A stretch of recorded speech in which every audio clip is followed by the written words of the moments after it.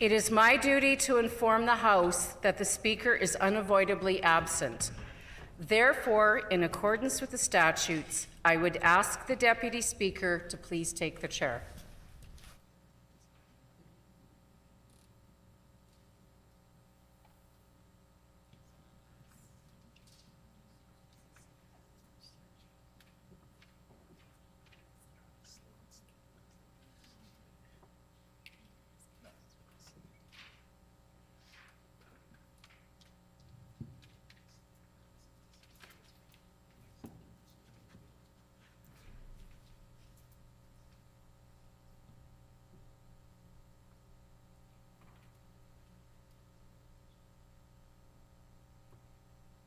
O eternal and almighty God, from whom all power and wisdom come, we are assembled here before thee to frame such laws as may tend to the welfare and prosperity of our province.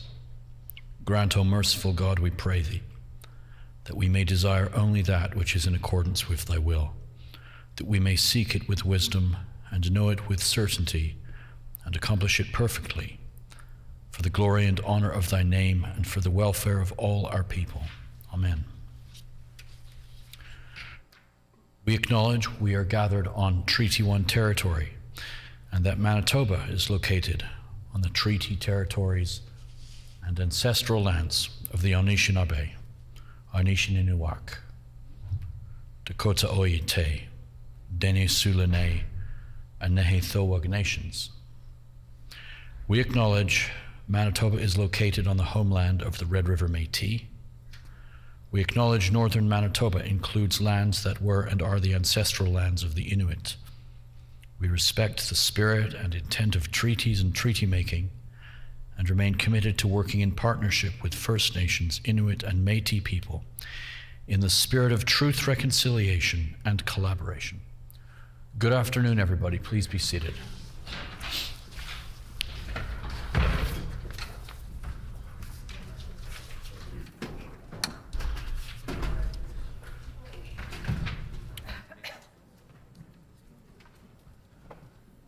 Routine proceedings. Introduction of bills. The Honourable Member for Elmwood. Thank you, Mr. Deputy Speaker. I move, seconded by the member for Flin Flon, that the Consumer Protection Amendment Act, Right to Repair, now be read a first time.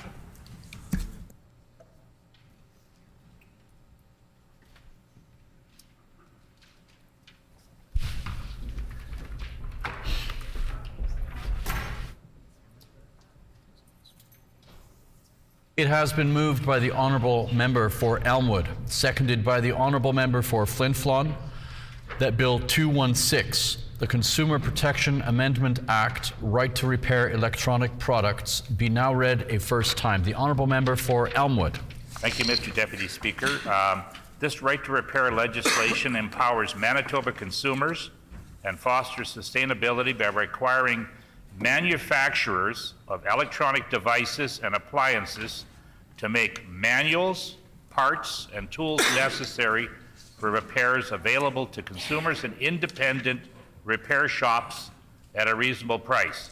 If not, the manufacturers must replace the products.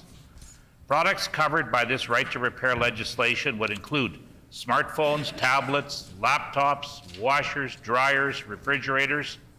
Manitoba consumers would have the same right to repair as consumers in the European Union have beginning in 2022. Canada produces 750,000 tons of electronic waste annually, and Right to Repair legislation will be a giant step forward in reducing this waste by giving Manitobans access to products that are made better and last longer.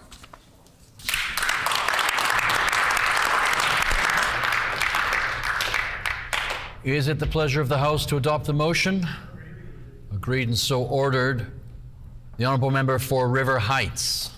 Mr. Deputy Speaker, I move, seconded by the MLA for Tyndall Park, that Bill number 217, the Health System Governance and Accountability Amendment Act, la loi modifiant la loi sur la gouvernance et l'obligation rédactionnelle au sein du système de santé, be now read a first time.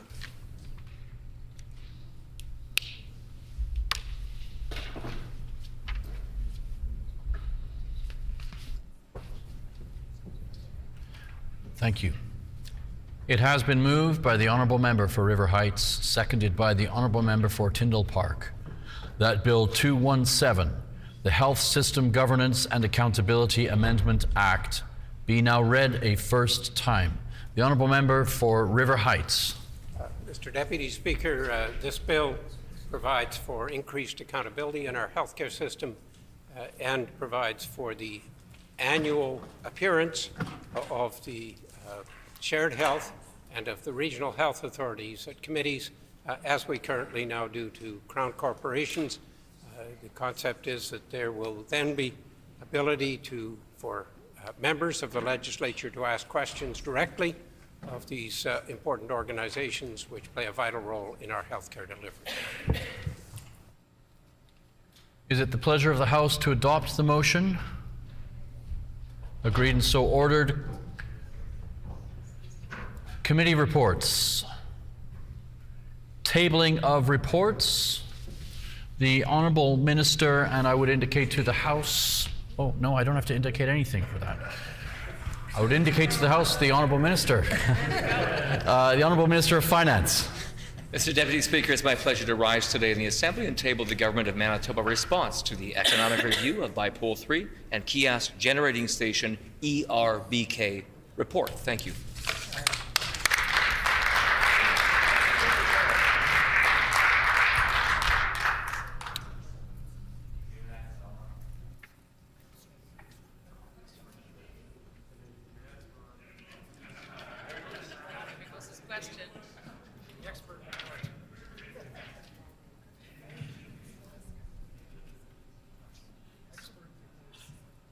Ministerial statements, and I would indicate to the House that the 90 minutes time was given as per the rules. The Honourable First Minister.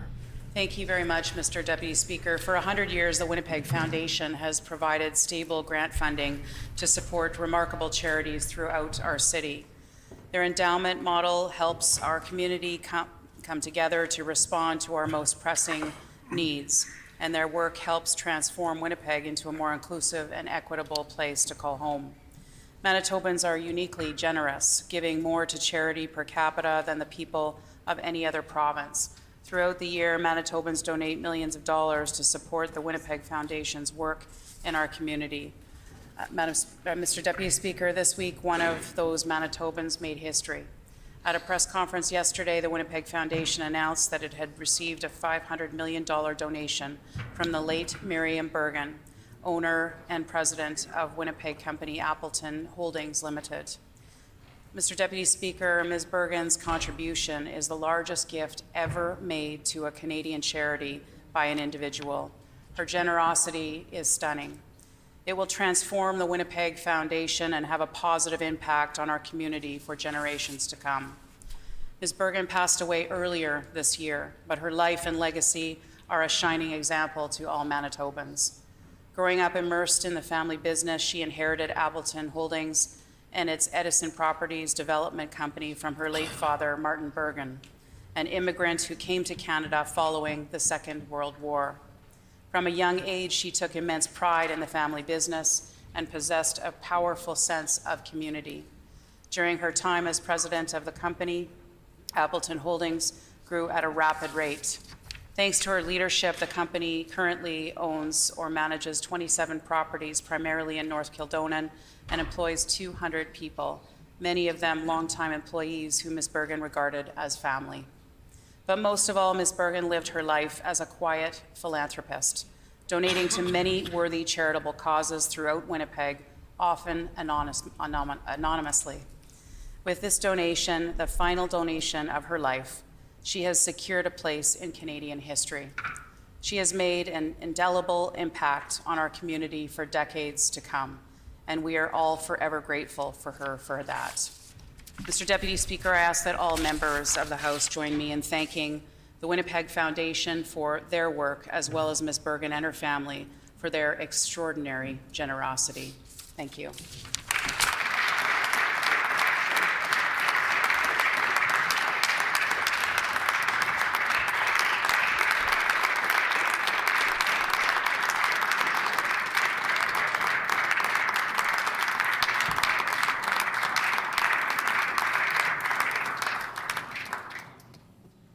The honourable member for Burrows.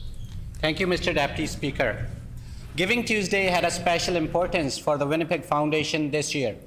They announced yesterday that they have received the largest gift ever made to a Canadian charity by an individual, a $500 million bequest by a local business owner who passed away earlier this year.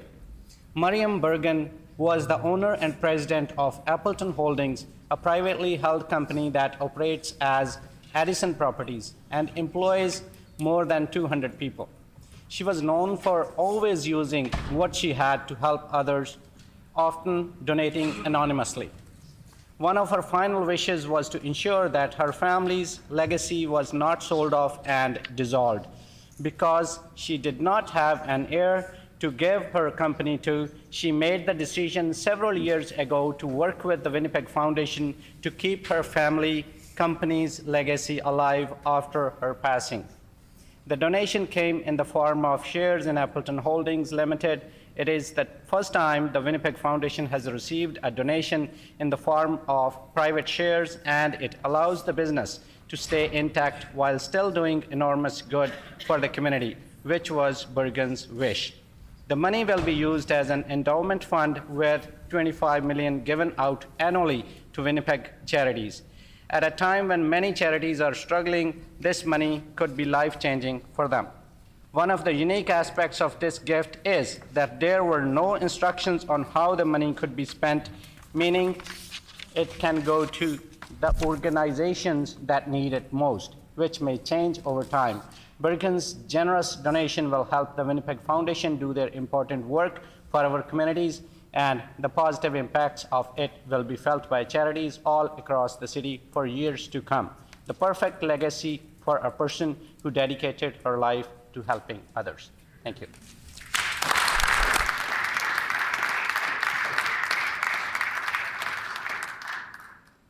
The honourable member for River Heights. Yeah, Mr. Deputy Speaker, I ask leave to speak to the Premier's statement. Does the member have leave? Agreed and so ordered. The honourable member for River Heights.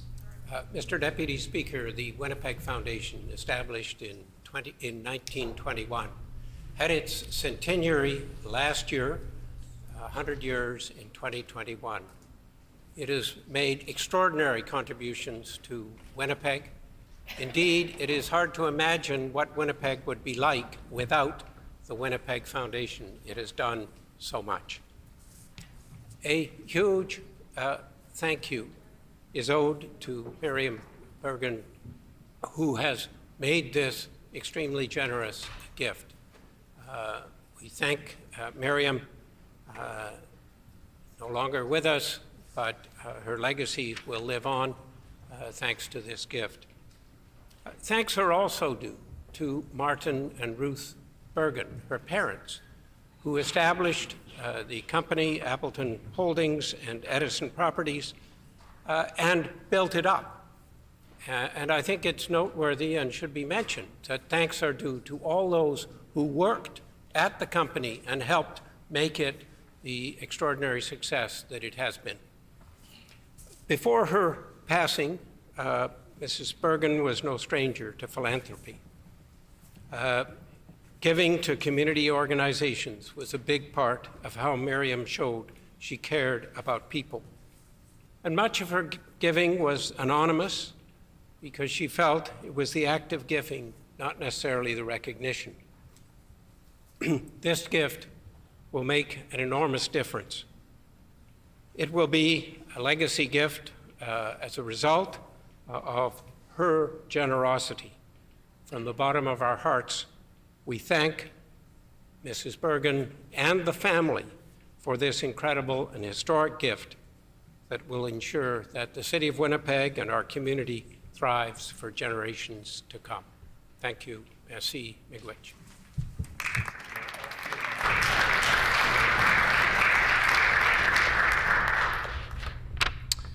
Now we have with us in the public gallery a couple of student groups, one from Portage Collegiate Institute, I believe 24 grade 12 students under the direction of Brett Geisel, and they are from the constituency of Portage-La Prairie. We welcome you to the Manitoba Legislature.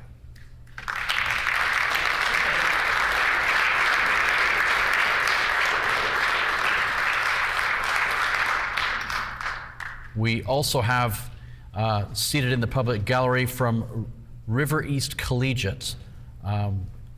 This is not a repeat. They're sending many classes here. I know that you might think I just read the same one every day, but it's a new group of grade 9 students, 20 of them, under the direction of Mr. Cochrane. This group is located in my constituency, Rossmere. We welcome you to the Manitoba Legislature.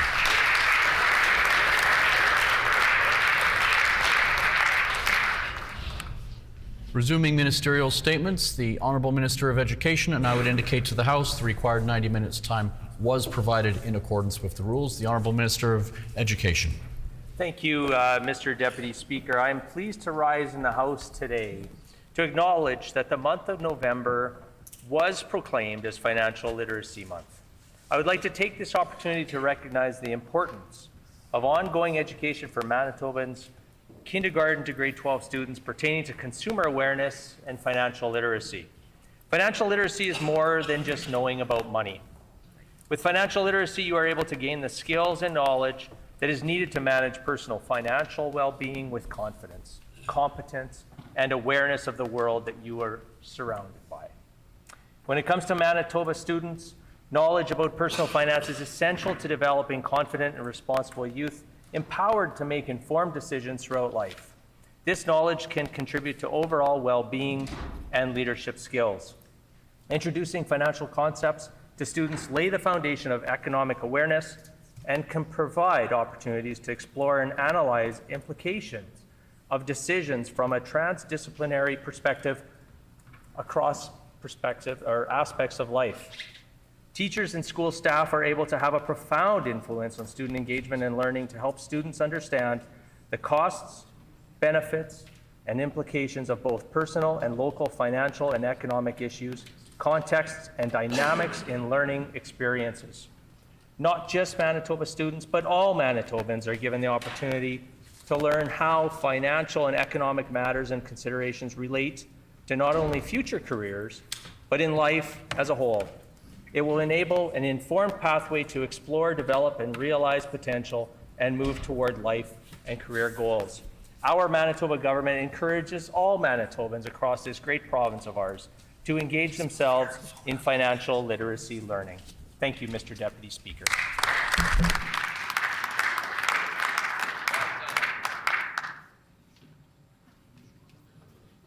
The Honourable Member for Transcona.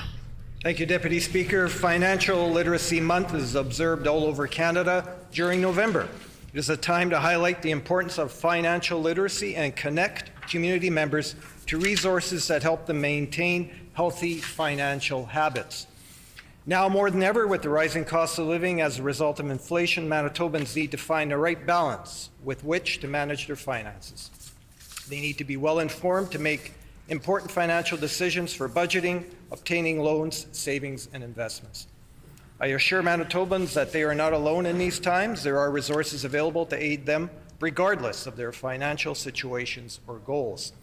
As part of Financial Literacy Month, the Government of Canada has provided education and assistance to Canadians, such as access to financial goal calculators, budget planners, and mortgage calculators.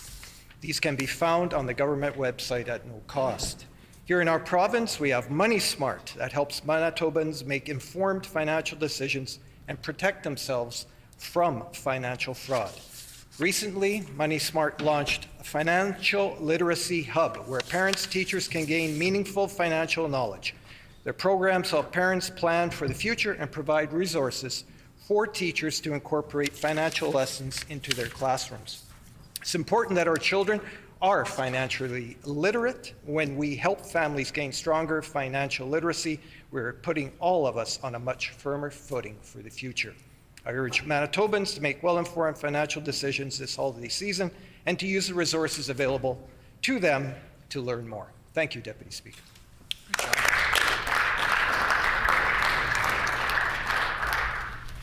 The Honourable Member for Tyndall Park. Mr. Deputy Speaker, I ask for leave to respond to the Minister's statement. Does the member have leave? Agreed. The honourable member for Tyndall Park. Thank you, Mr. Deputy Speaker. November is Financial Literacy Month, and I rise to speak about the importance of developing skills to make smart financial decisions. When people refer to having a rainy day fund, this is in part to recognize that emergencies happen and that we need to be prepared for what life may throw at us. However, there is a lot in our control too. Currently, interest rates are rising, which will cost consumers more to borrow money. There is a high personal debt, a theme familiar for many Manitobans. And in recent Statistics Canada reports, it was noted that Canadians are paying about $1.82 in credit market debt for every dollar of household disposable income. Mr. Deputy Speaker, this is important for many groups, but for the sake of time, I want to share 2 examples. Number 1, seniors, many of whom are living on a fixed income. Seniors' rents often go up, their grocery bills have gone up, often prescription medication isn't being covered, home repairs are unaffordable, and their dental work and hearing aids have no coverage. These are just a few examples. And number 2, students, especially international students who continue to take on such debt as they are forced to pay more taxes. They have had their healthcare coverage taken away from them. They have no tuition fee cap, and they have increased co-op fees. This is on top of the cost of living. Mr. Deputy Speaker, during Financial Literacy Month, I want to encourage all Manitobans to take advantage of these resources provided at both federal and provincial levels to learn about debt management, know your rights when borrowing money, and financial options. Thank you, Mr. Deputy Speaker. Member statements. The Honourable Minister of Health. Thank you, Mr. Deputy Speaker. The holidays are coming and Christmas is near. We have just 2 more question periods to hear the NDP jeer. The snow has come down and the days are becoming merry. Just yesterday, we allowed dogs in the gallery who, while cute, were very hairy. As children begin to count down sleeps in their bed, Manitoba has 2 new MLAs, Abby Khan and Eric Redhead. The candies are out in bowls please. And the trees are all Order, set. please.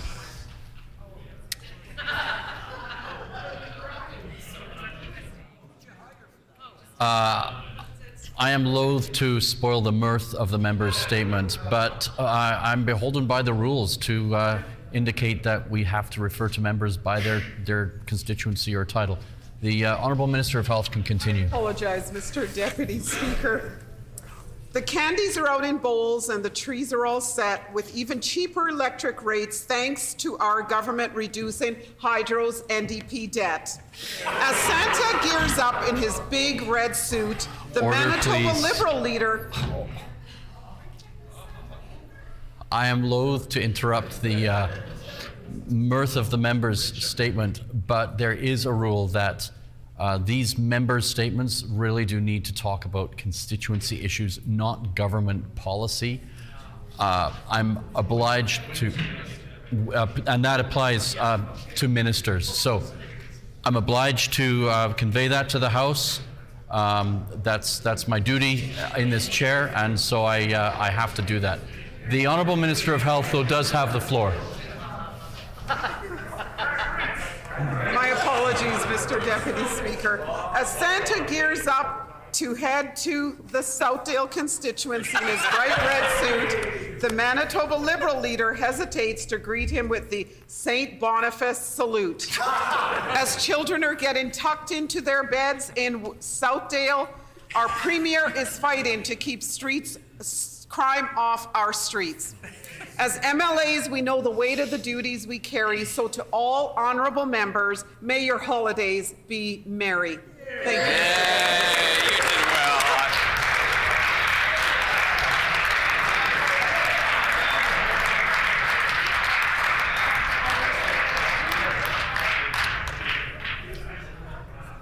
Order. The Honourable Member for the Pas-Camissac.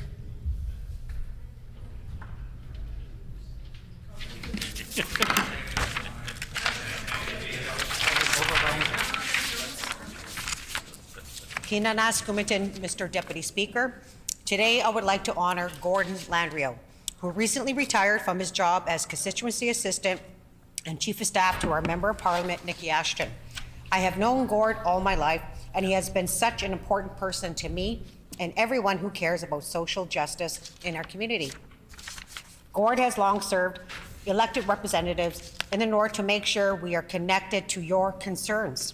He also knocked on so many doors and very committed to our communities. Gord has been known to many in the North as Mr. NDP for over 40 years, and he has dedicated decades to working for the party and spent countless hours connecting with people in the North and helping to make voices heard by representatives and governments. He also spent time working for federal NDP candidates in the riding, including Rod Murphy and Nikki Ashton, in their roles for MP for Churchill, as well as provincial MLAs Ron McBride, Harry Herepiak, Frank Whitehead, and my father, Oscar Laughlin, and myself.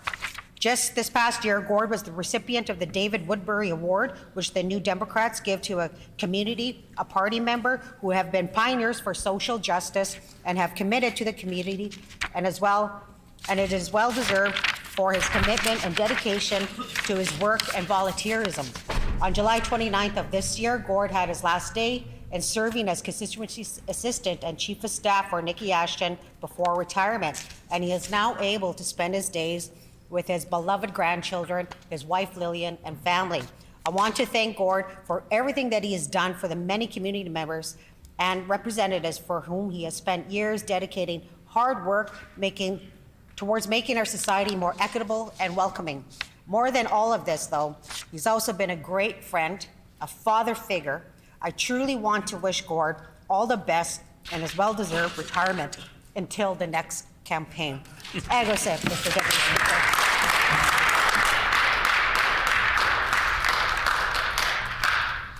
The Honourable Minister of Natural Resources and Northern Development. Thank you, Mr. Deputy Speaker.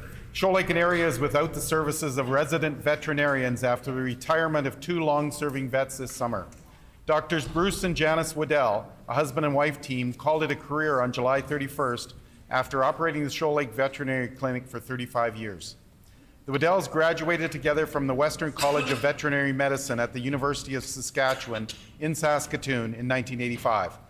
The MLA for Selkirk was also a member of this class and is a good friend of the Waddells. Bruce and Janice were married in 1986, and after practicing in the Interlake and Winnipeg respectively, they were informed of an opportunity in Shoal Lake. On September 1st, 1987, they purchased the practice of Dr. Don Finley and began operating the Shoal Lake Veterinary Clinic. This clinic is one of 27 provincially and municipally funded clinics in Manitoba and is owned by 7 municipalities. The clinic serves residents over an approximate 10,000 square kilometer area. With their outgoing personalities, the Waddells immediately became a part of the community. Over the years, they raised 5 children, 4 boys and a girl, and were very involved in sports and music. Their daughter Heather recently followed in their footsteps, graduating as a veterinarian in Saskatoon. Bruce was the founder and still is the only head coach of the Park West Outlaws high school football team. His patient, caring attitude towards players is renowned in the area, and the program would not have survived without Bruce's dedication. Wins don't mean as much to Bruce as the development of the players into young adults. While the search continues for permanent veterinarians for Shoal Lake and area, Bruce and Janice are enjoying their retirement after a career that saw them on call day and night for 35 years. I ask all honourable members to join me in saluting and thanking Drs. Bruce and Janice Waddell for their dedicated service to animal owners in Shoal Lake and area.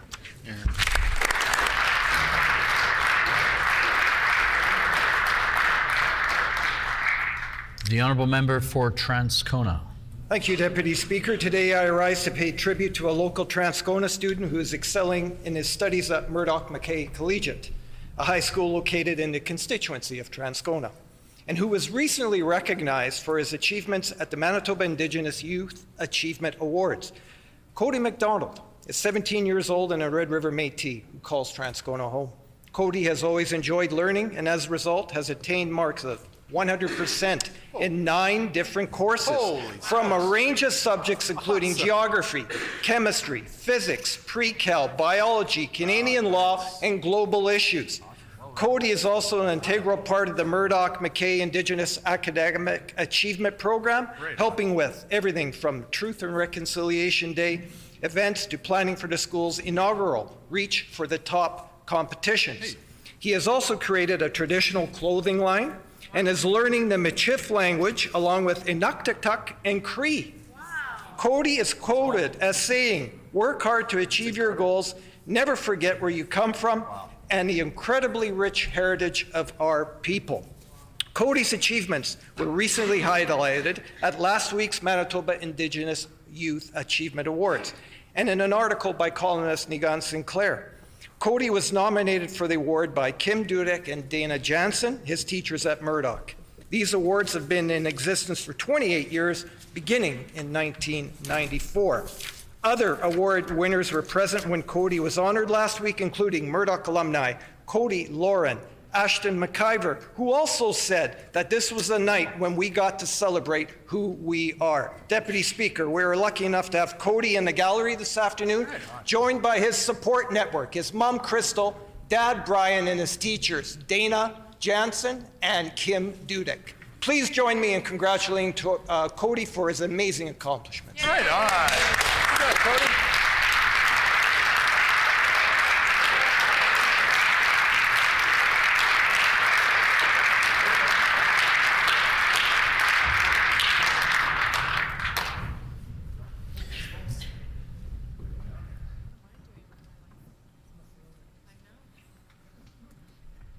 The Honourable Minister of Finance.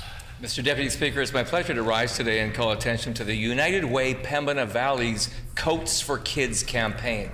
The Morton and Winkler chapters of the United Way recently amalgamated, and the new United Way Pembina Valley has the common goal of serving the people in our two great communities. Coats for Kids collects and distributes new and gently used coats, snow pants, toques, mitts, scarves, and boots to children and adults in need of warm clothing. In November, hundreds of donations were dropped off at the Morton and Winkler fire halls in their large red Coats for Kids bins.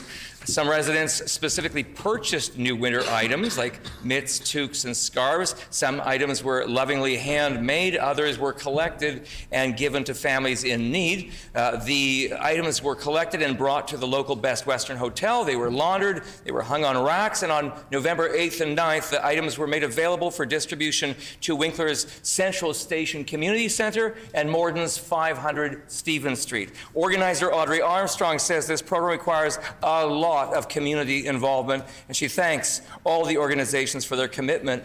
This year's event saw newcomers to Canada, including newly arrived Ukrainian families, as well as many local residents, with lineups of 100 and 200 people looking for winter items. And with the increase in demand, the United Way Pembina Valley Board is already discussing ways to increase donations for Coats to Kids program next year.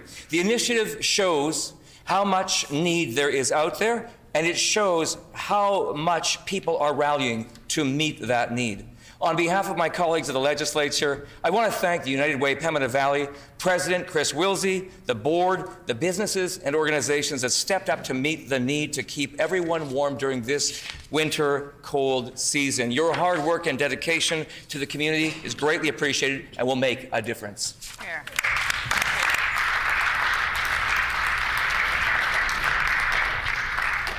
Oral questions.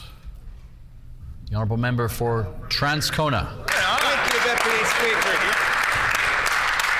No one trusts the PCs when it comes to health care or public education. Not one person.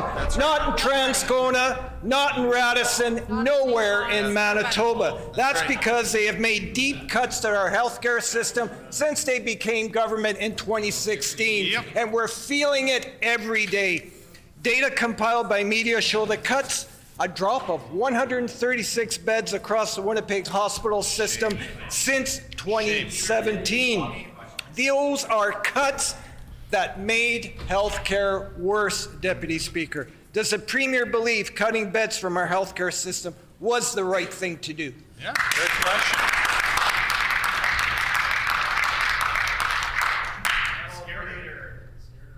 The Honourable Minister of Health. Thank you, Mr. Deputy Speaker. What the NDP offer Manitobans are empty promises and no plan. But our government has a solid plan to help Manitobans. That is why, Mr. Deputy Speaker, in the health budget for 2022 alone, $482,000 to increase seats at the University of Manitoba Respiratory Therapy Program, $50 million for HSC Operation Excellence, $2 million for Swan River CT scanner, and so much more, Mr. Deputy Speaker. What is their plan? They have no plan.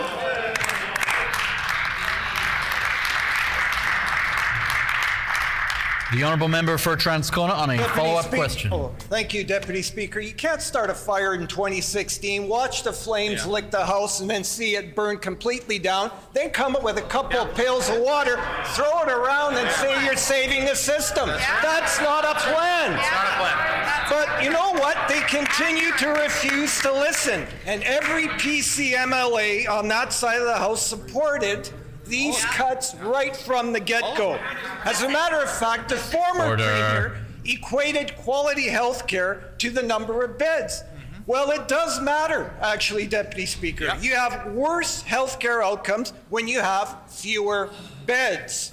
Why did the Premier support cutting the beds from our hospitals in Winnipeg? Great question.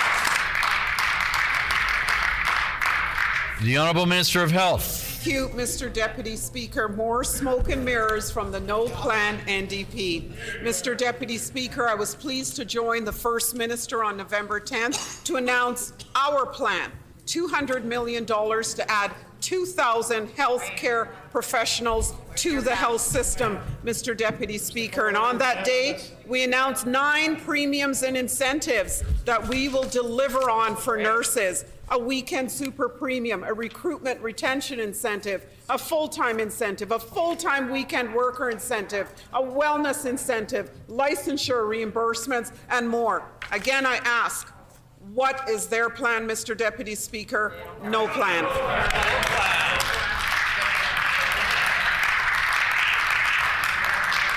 The Honourable Member for Transcona on a final supplementary.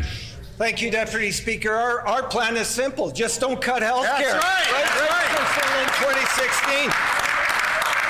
We warned them, Deputy Speakers, years ago that cutting beds from our hospitals would lead to worse health care outcomes. Now we are seeing terrible ER wait times, and their cuts have caused it. The Premier should explain why the PCs didn't listen, but they went ahead and cut health care anyway.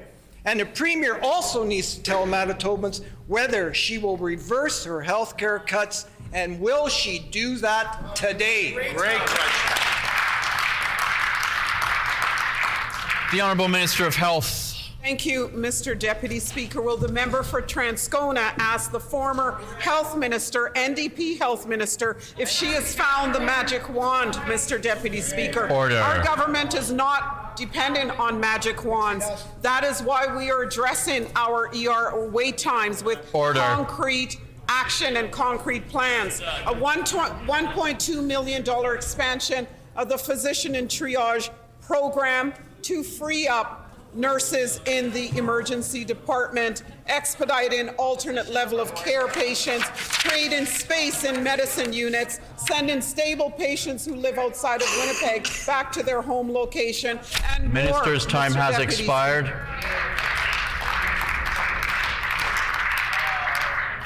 The Honourable Member for Concordia. Mr. Deputy Speaker, rural paramedics and allied healthcare workers are speaking out. They're frustrated that they can't work their full scope of practice. They're angry that they've been left out and left behind by the PCs with no contract for years. Shame. And they don't understand why other provinces like Saskatchewan can offer better pay and and better benefits for their work. Why is this government leaving rural paramedics behind? The Honourable Minister of Health. Mr. Deputy Speaker, I see that the members opposite are going to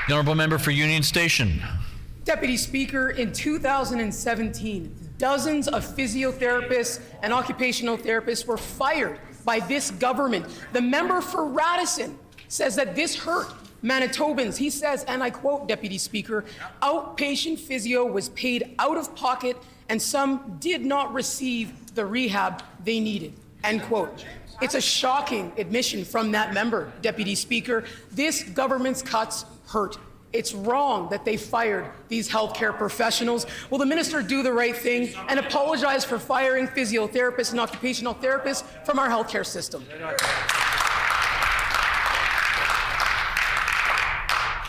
The Honourable Minister of Health. Thank you, Mr. Deputy Speaker. I want to highlight some of the good work that was just reported today by the Diagnostic and Surgical Recovery Task Force. Their work now includes backlogs in pediatric care. The task force has already supported and moved a proposal to implementation which will eliminate the pandemic backlog for fetal alcohol syndrome disorder and autism spectrum disorder, Mr. Deputy Speaker, within the next 18 months. Mr. Deputy Speaker, we are continuing to move forward to address the needs of Manitobans, and I invite members opposite to get on board. The honourable member for Union Station on a final supplementary. Deputy Speaker, the minister won't apologize, I suppose, then for firing physiotherapists and occupational therapists, and she also won't apologize to the thousands of Manitobans who haven't been able to access rehab as a result of that terrible decision. I wonder if she'll apologize for gutting public health care in Manitoba, for the 5-year-ago decision they made to fire not only fire physiotherapists and hurt Manitobans who needed that support, but also the ongoing impacts in our healthcare system. This government just wants to pretend those cuts never happened, Deputy Speaker, and their plan is to fire even more healthcare workers. Deputy Speaker, why is this government so intent on privatizing healthcare here in Manitoba? The Honourable Minister of Health. Thank you, Mr. Deputy Speaker. Will the members opposite apologize to the 231 patients who have self-identified for out-of-province orthopedic hip and knee replacement surgeries effective November 29th? Under their leadership, they said they wouldn't allow anyone to access this type of care. I also want to continue to highlight some of the outcomes for the Diagnostic and Surgical Recovery Task Force. The pandemic backlog for cataract surgery has now been fully eliminated. Wow. We have halved the pandemic backlog for ultrasounds from 4,500 procedures to under 2,000. Wow. We've completed 1,900 and, I'm sorry, Mr. Deputy The minister's time has expired.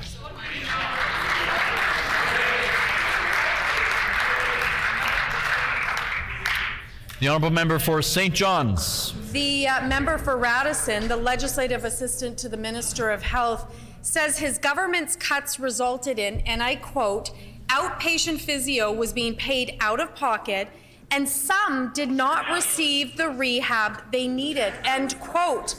That is still the case with many Manitobans being left behind. Yeah.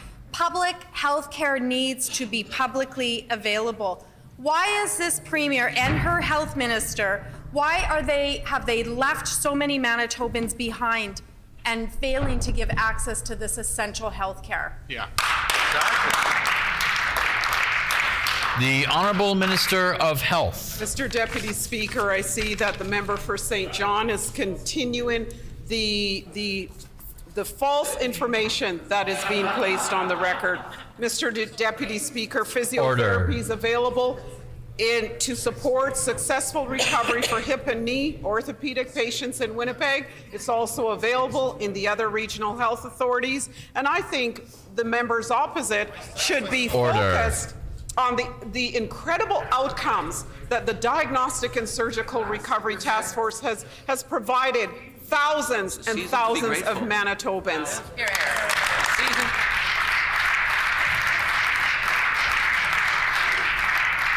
The honourable member for St. John's on a follow-up question. Again, Deputy Speaker, the member for Radisson is the one who said that Manitobans should not pay out of pocket for essential health care, which post-operative physiotherapy and occupational therapy certainly is. He's upset with his own premier. And we would agree. That's why these things were offered in the hospital. It was free. It was public. Rather than restore this public service, this government has chosen a limited private option at 3 private clinics. That's the wrong approach, Deputy Speaker. That's right. Will this premier restore public physio and occupational therapy today? Yeah, good question. The Honourable Minister of Health.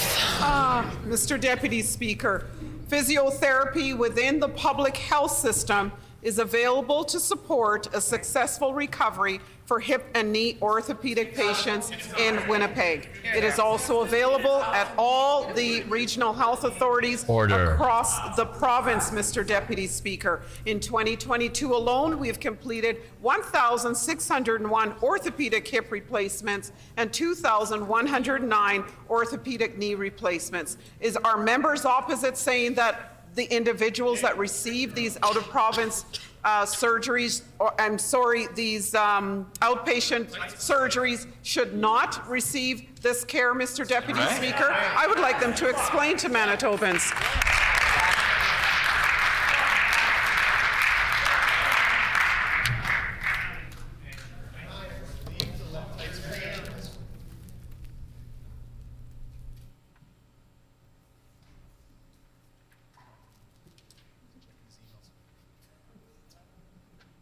The honourable member for St. John's on a final supplementary. This premier fired dozens of healthcare workers. These workers were critical in helping patients recover from their surgeries. That's right. 5 years ago, this PC government cut them. And for their patients, and I quote, they did not receive the rehab they needed, end quote. Again, another direct quote from the member for Radisson, the Minister of Health's own legislative assistant. It was a mistake. He knows it. We know it. They've never apologized. And if they even want to start to repair the damage, they need to restore what they've broken. Will they hire physio and occupational therapists and restore a public system for supporting people after surgeries? Yeah, good.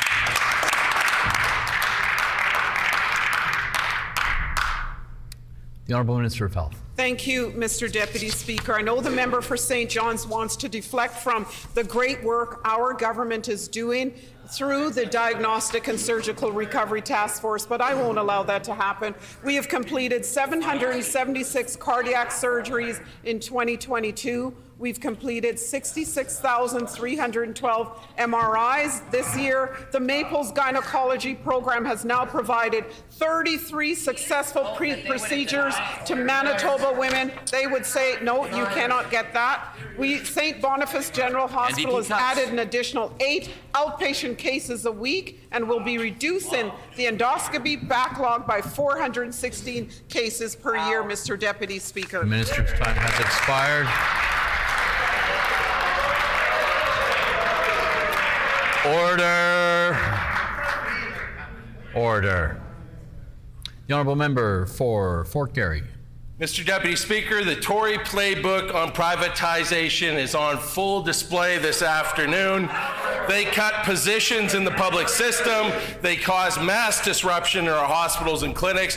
Then they turn to the private sector, handing over the public good for private benefit. That's what's happening right now in our hospitals. Hundreds fewer registered nurses, an astonishing $40 million per year being spent on private agencies. Sensible solutions have been proposed, like the float pool in the public system, and this government has taken no action. Will the minister reverse the cuts and ensure care by the bedside in the public system today? Right on. The Honourable Minister of Health. Honourable Minister of Health. Thank you, Mr. Deputy Speaker. Our government is listening to the front line. That is why, Mr. Deputy Speaker, I was on site at the Health Sciences Centre on site at St. Boniface Hospital, on site at the Grace General Hospital, Mr. Deputy Speaker, because we want to hear from the front line. When we hear from the front lines, we take their feedback and we create solutions. We sit at the table of solutions with unions, stakeholders, and individuals from the front line. That is where our action plan, our Health Human Resources Action Plan of $200 million to add 2,000 health professionals was derived from, Mr. Deputy Speaker, doing what members opposite do not do, by listening.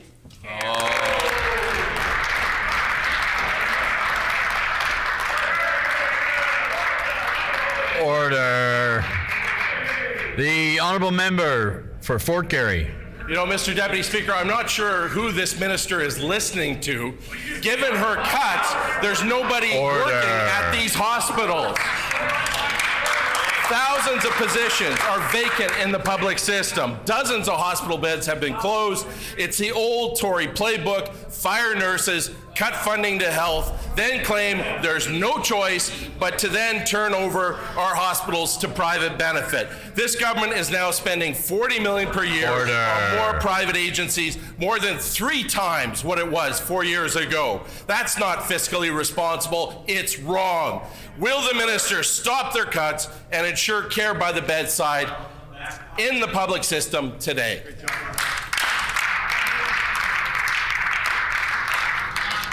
The Honourable Minister of Health. Mr. Deputy Speaker, the member for Fort Garry needs to apologize to all the frontline workers for saying that the individuals that I'm speaking with, I'm listening to, are who are they? They're nobody, Mr. Deputy Speaker.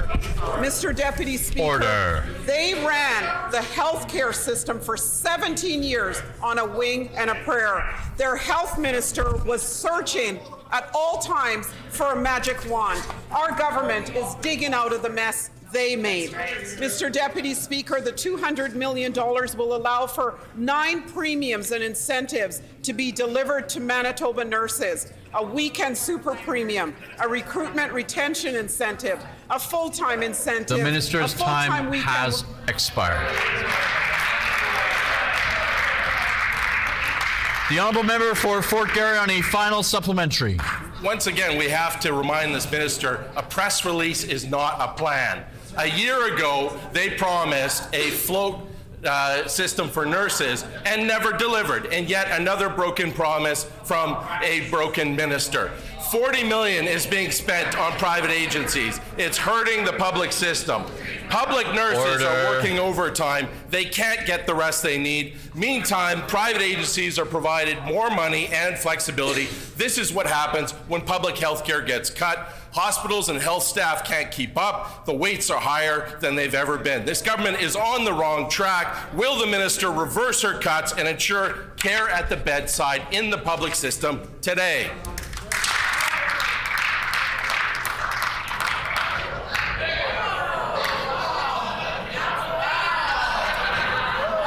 Order. Order. Order. Order. Please pause the clocks.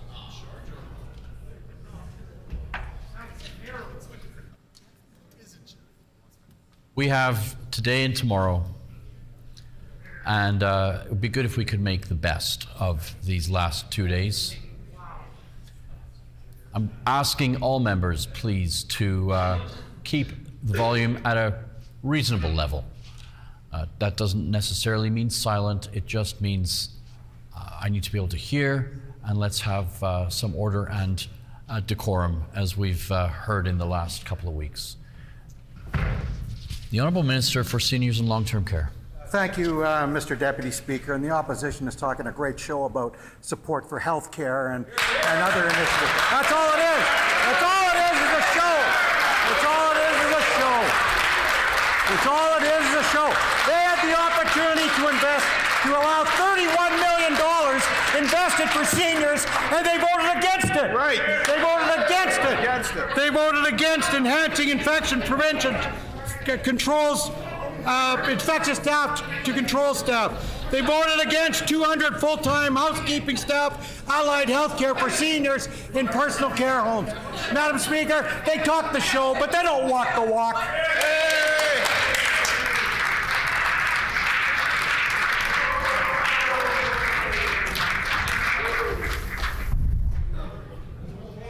Order, please. The Honourable Member for Kiwatanuk. Mr. Deputy Speaker, it's been over 3 years since the PCs privatized Lifeline Air Ambulance Services. We warned the PCs that this decision was short-sighted and result in worse patient care, and that's exactly what happened. We've seen a decline in the quality of service, with planes not being properly staffed, staff not having the right training and equipment, and patients having to wait longer periods of time. It's clear the PC's healthcare agenda is more focused on dollars and cents than it is on the quality of patient care. The PCs could do the right thing today and reverse their privatization of Lifeline. Will they commit to doing so today?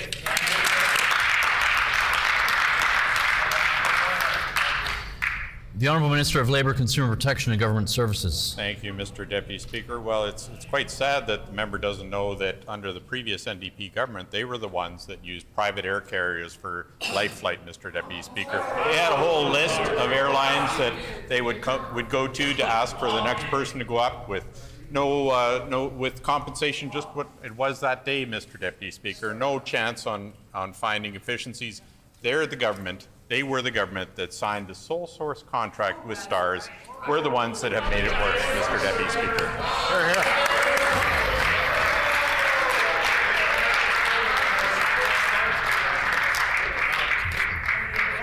The Honourable Member for Kiwatanuk on a follow-up question. Thank you, Mr. Deputy Speaker. Privatizing Lifeline Air Ambulance Services is yet another example of the PCs prioritizing private profits over patient care. In the time since they sold off the critical service in 2019, we've seen an increase in wait times, planes not being properly staffed, and staff without proper training or equipment. This has resulted in a worse quality of patient care. The Minister should do the right thing and reverse the privatization of Lifeline. Will he do so today?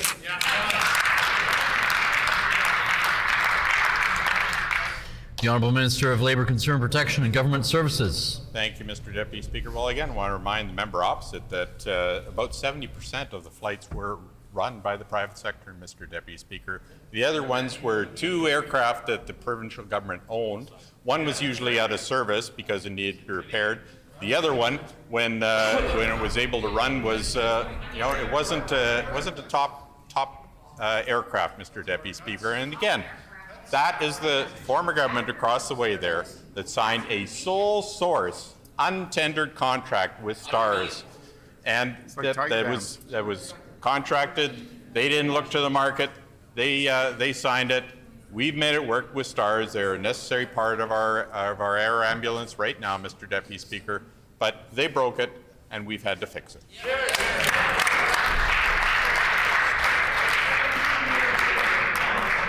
The Honourable Member for Kiwatanuk on a final supplementary. Mr. Deputy Speaker, again, the PCs prioritizing private profits over patient quality care. Lifeline provides critical air ambulance services to Manitobans. It's incredibly important that planes arrive on time and with staff who have the right training and equipment. Yet since the PCs prioritize this service, we've seen the opposite happen. This decline is the quality of care. This puts Manitobans at risk. It's clear privatizing Lifeline was a mistake. The Minister can make things right by reversing the privatization of Lifeline. Will he do so by committing to that today?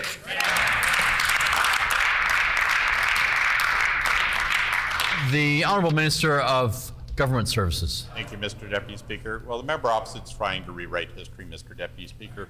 I'll talk more about history later on, but right now we need to understand that that was the former government that destroyed this. They used the private sector to the benefit of the private sector and to the benefit of the patient when they needed the help. 70% of those flights were with the private sector, but they didn't have a good process in place for how that worked. We changed the process, we made it work better.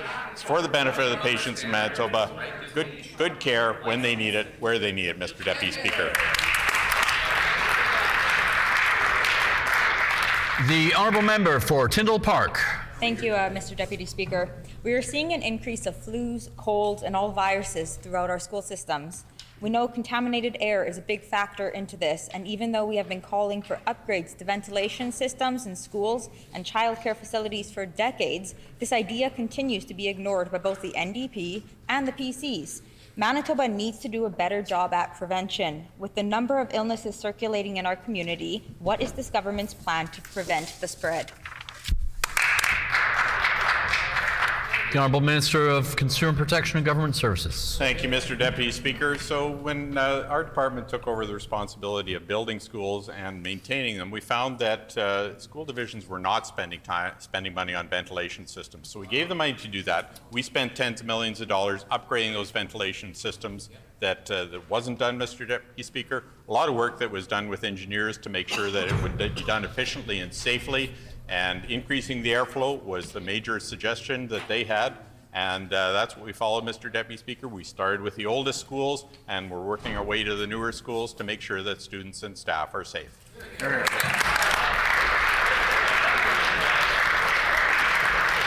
The Honourable Member for Tyndall Park. Thank you, Mr. Deputy Speaker. Today I met with Manitoba Association of Post-Secondary Students who are advocating to protect our international students, and they've joined us today in the gallery.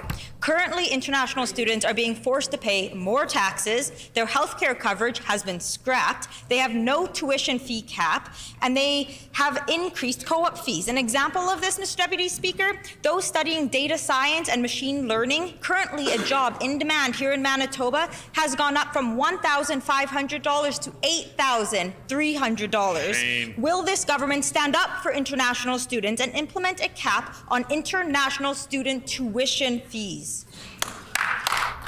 The Honourable Minister of Advanced Education, Skills and Immigration. Thank you, Mr. Deputy Speaker. You know, throughout my travels to post-secondary institutions across our province, when I talk with international students from Bangladesh, from India, from Pakistan, from Nigeria, I ask them questions. Why did you choose Manitoba? Why? They chose Manitoba because they have a connection here, because of the cost of living here, and because of our low tuition costs, one of the lowest tuition costs in Manitoba compared to British Columbia and Ontario. While I thank the member from Tyndall Park for attending the immigration public consultations, I just want to let her know that there's international students, there's a substantial backlog at the IRCC level with regards to permanent residency. We have reduced our PNP wait times for more than 2 years under the NDP to 6 months or less, and we want the federal government to take action so we can welcome more newcomers to Manitoba, the home of hope, Mr. Deputy Speaker.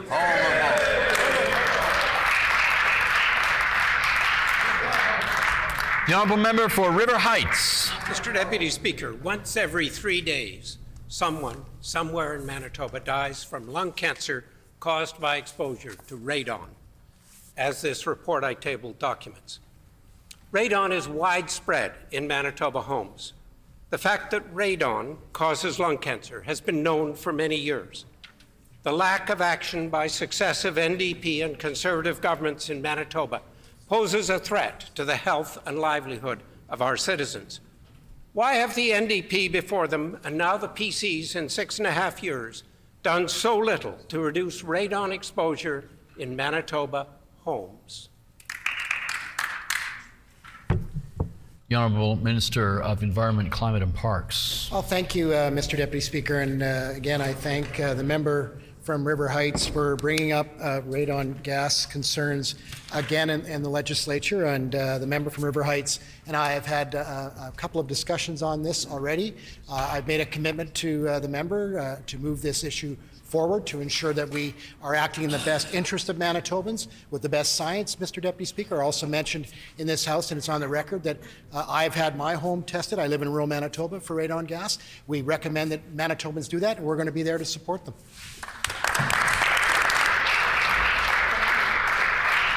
The Honourable Member for Brandon East. Thank you, Mr. Deputy Speaker. We've heard the word history a few times today, and I do hear that a surprising piece of history was discovered recently here on the legislative grounds. And so I'm wondering if the Minister of Labour could please update this House on this amazing discovery and how this history connects this building to the province of Manitoba. The Honourable Minister for Labour, Consumer Protection and Government Services. Thank you, Mr. Deputy Speaker, and thank you to the member from Brandon East for that great question. We're always thrilled to work with him here, a great representative for the city of Brandon. So a few weeks ago, when the construction crews were working on the plinth in front of the legislature, they made a surprise discovery. Now, it wasn't Michigan J. Frog from the Warner Brothers cartoon. You might have to look that up, Mr. Deputy Speaker. That was a while ago. But I will table what we discovered there. It was a message in a bottle and stashed in the concrete structure dating back to July 30th, 1921. And I deciphered a few of the words on here, and it says, on account of the prohibition, we are unable to adhere to the custom of depositing a bottle of brandy under the stone, for which we are extremely, I think it says sorry. And it's signed by J.B. McGraham, who's the stone cutter. The minister's time has expired. Is there leave? I hear a no. The honourable member for St. James.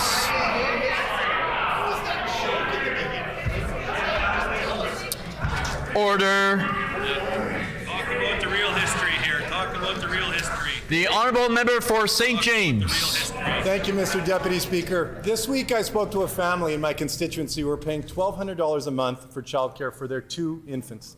For each of their infants, they're paying a total of $30 a day for care, and that's not including lunch fees and all of the other costs associated with childcare. Can the minister explain why is this family paying $30 a day per infant almost a year and a half after his government signed an agreement to make childcare $10 a day? The Honourable Minister of Education. Thank you, Mr. Deputy Speaker. The fact is, Mr. Deputy Speaker, is that the member, if he would take the time to do more research than just the Google page, Mr. Deputy Speaker, he would find out that the agreement signed with the feds outlines the fact that we in Manitoba are the lowest childcare fees across the country, Mr. Deputy Speaker. To just pass along the information, I have no problems, Mr. Deputy Speaker. Order. The member from St. James forwarding me that correspondence. I definitely have my staff look into it. But just to let the family know the member's that we are time 3 has years expired. ahead of schedule, Mr. Deputy.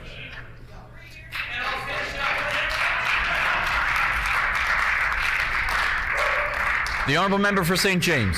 Mr. Deputy Speaker, the federal government has sent millions of dollars to Manitoba to give families $10 a day childcare, but now we've learned that Manitoba will be the only province in all of Canada not to reduce their daily maximum fees to an average of $10 a day. Instead, the PCs have created total chaos for parents and the childcare sector with a subsidy approach and a rollout plan that is confusing at best and incompetent at worst. It's fallen on volunteer parent boards to decide which family gets how much money.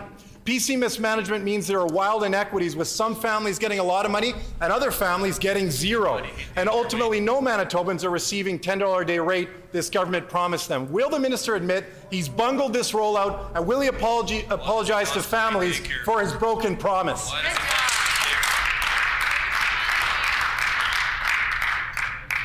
The Honourable Minister of Education. Mr. Deputy Speaker, the member from St. James should stand in his place and apologize for the 17 years of dark days under the previous NDP government. Mr. Deputy Speaker, we know that in this province of ours, Mr. Deputy Speaker, we have childcare fees that range from $2 a day. Order, please. Order, please. Please pause the clock. I can't hear what the minister's saying. I'm asking for some decorum so that I can at least hear the minister's answer. And the same is true for those asking questions as those answering questions.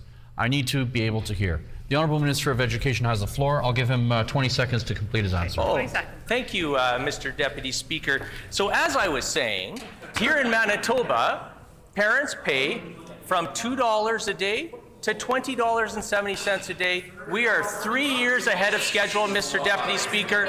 We are going to have $10 average a day daycare fees by March of 2023. It's unfortunate that the member from St. John's wants to speak. You can stand up in the next question, Mr. The minister's Deputy. time has expired. The Honourable Member for St. James. The only person that should be apologizing is this minister for costing families thousands of dollars this year. Parents have enough messes to clean up. They don't need to clean up messes caused by this PC government. The minister promised families he'd give $10 a day childcare. He signed an agreement and sent out multiple press releases about it. Provinces across the country are using federal monies to reduce their daily maximum fees. But in Manitoba, a year and a half since their big announcement, no family is paying $10 a day. Instead, millions in federal dollars have been frantically thrown around because this minister didn't have a plan. PC incompetence is costing families. Will the minister apologize to parents for costing them thousands in federal supports, and will he commit to actually delivering on $10 a day Member's time has expired.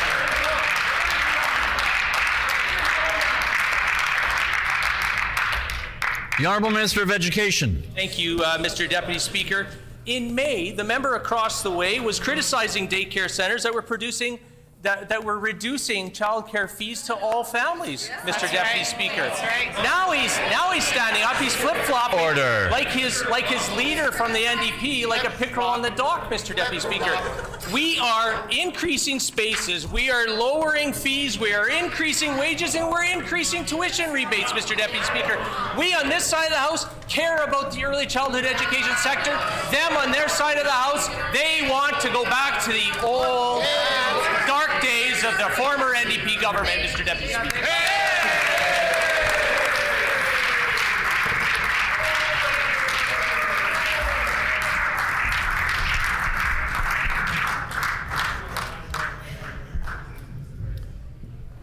Wow.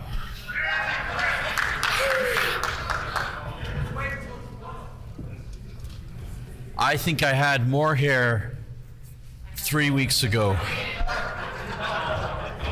The time for oral questions has expired.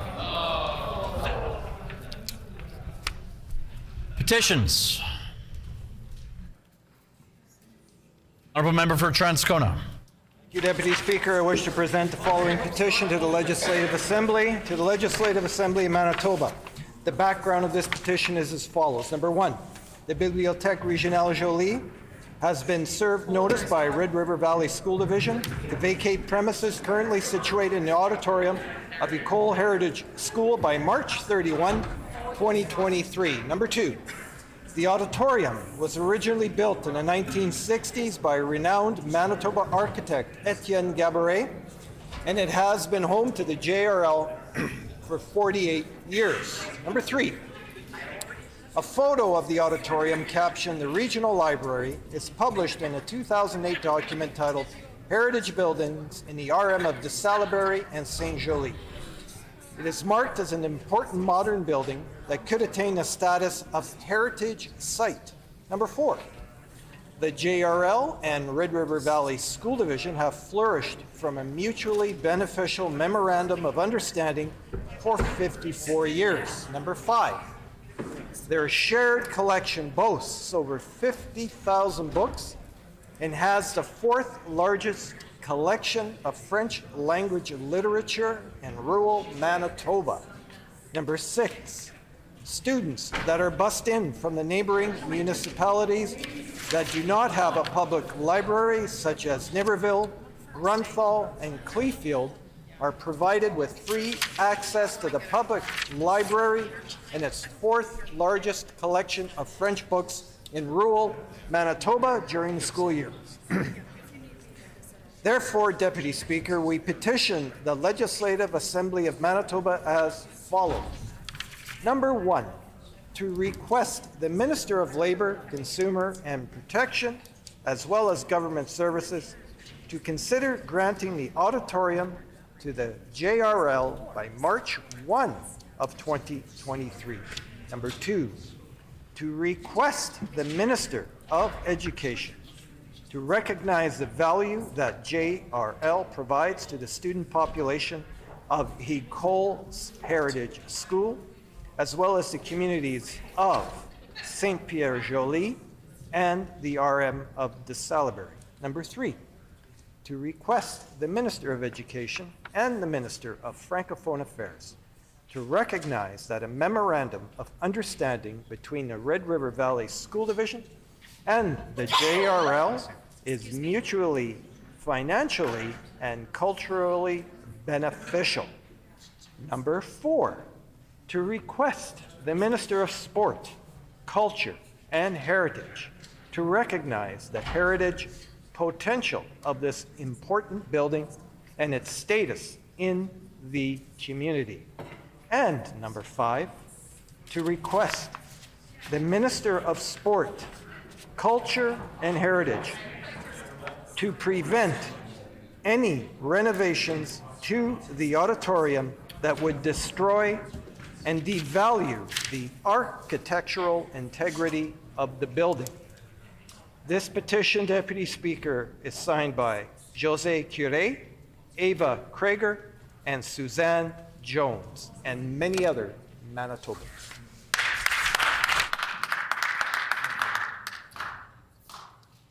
The Honourable Member for the Pas-Kamisak. Thank you, Mr. Deputy Speaker. I wish to present the following petition to the Legislative Assembly. The background to this petition is as follows. Number 1, Provincial Road number 224 serves Peguis First Nation, Fisher River Cree Nation, and surrounding communities. The road is in need of substantial repairs. Number 2, the road has been in poor condition for years and has numerous potholes, uneven driving surfaces, and extremely narrow shoulders. Number 3, due to recent population growth in the area, there has been increased vehicle and pedestrian use of Provincial Road 224. Number 4, without repair, Provincial Road 224 will continue to pose a hazard to the many Manitobans who use it on a regular basis. Number 5, concerned Manitobans are requesting that Provincial Road 224 be assessed and repaired urgently to improve safety for its users. We petition the Legislative Assembly of Manitoba as follows: to urge the Minister of Infrastructure to complete an assessment of Provincial Road 224 and implement the appropriate repairs using public funds quickly as possible. This petition has been signed by many fine Manitobans. Egerson. The Honourable Member for Point Douglas. Miigwech, Deputy Speaker. I wish to present the following petition to the Legislative Assembly. The background to this petition is as follows. According to the Census 2021, Punjabi is the 4th most spoken language in Canada, and there are 33,315 people in Manitoba whose native language is Punjabi. 2, thousands of Punjabi newcomers are coming to Manitoba as students and as immigrants looking to call this province home. People of Punjabi origin contribute a great deal to the social and economic development of Canada and Manitoba in fields such as education, science, health, business, and politics. In coming to Manitoba, Punjabi newcomers make sacrifices including distance from their cultural roots and language. Many Punjabi parents and families want their children to retain their language and keep a continued cultural appreciation. 4, Manitoba has many great bilingual programs in public schools for children and teens available in other languages including French, Ukrainian, Ojibwe, Filipino, Cree, Hebrew, and Spanish. Punjabi bilingual programs for children and teens as well as Punjabi language instruction at a college and university level could similarly teach and maintain Punjabi language and culture. 5, Punjabi bilingual instruction will help cross-curricular friendships or relationships and marriages and prepare young people to be multilingual professionals. We petition the Legislative Assembly of Manitoba as follows: to urge the provincial government to take steps to implement Punjabi bilingual programs in public schools similar to existing bilingual programs and take steps to implement Punjabi language instruction in other levels of government, in other levels of education in Manitoba. This has been signed by Gursinder Gill, Harminder Singh, Harshpreet Singh, and many other Manitobans. The Honourable Member for Flin Flon. Thank you, Mr. Deputy Speaker. I wish to present the following petition to the Legislative Assembly of Manitoba. The background of this petition is as follows. Number 1, in December of 2019, the provincial government's commissioned report on lead concentrations in soil in Winnipeg was completed. Number 2, the report found that 10 neighborhoods had concerning levels of lead concentration in their soil, including Centennial, Daniel McIntyre, Glenlim, Chambers, North Point Douglas, River Osborne, Sargent Park, St. Boniface, West End, Weston, and Wolseley Minto. Number 3, in particular, the predicted blood lead levels for children in North Point Douglas, Weston, and Daniel McIntyre were above the levels of concern. Number 4, the Weston Elementary School field has been forced to close down many times because of concerns of lead in soil and the provincial government's inaction to improve the situation. Number 5, lead exposure especially affects children aged 7 years and under, as their nervous system is still developing.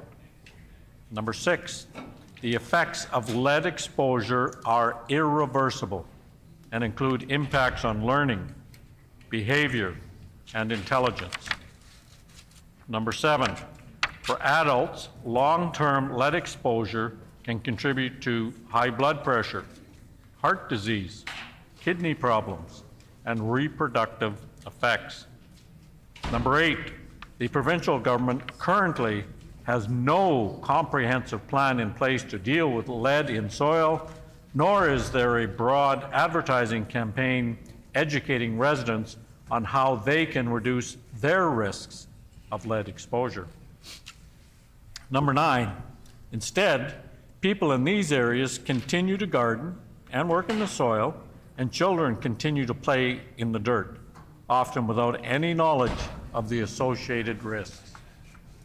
We petition the Legislative Assembly of Manitoba as follows: to urge the provincial government to take action to reduce people's exposure to lead in Winnipeg and to implement the recommendations proposed by the provincial government's independent review, including the creation of an action plan for the Weston neighborhood, developing a lead awareness communications and outreach program, requisitioning a more in-depth study and creating a tracking program for those tested for blood levels so that medical professionals can follow up with them. And this petition, Mr. Deputy Speaker, has been signed by many Manitobans.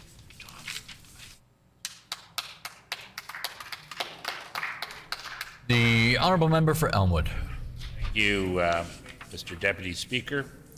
I wish to present the following petition to the Legislative Assembly. The background to this petition is as follows.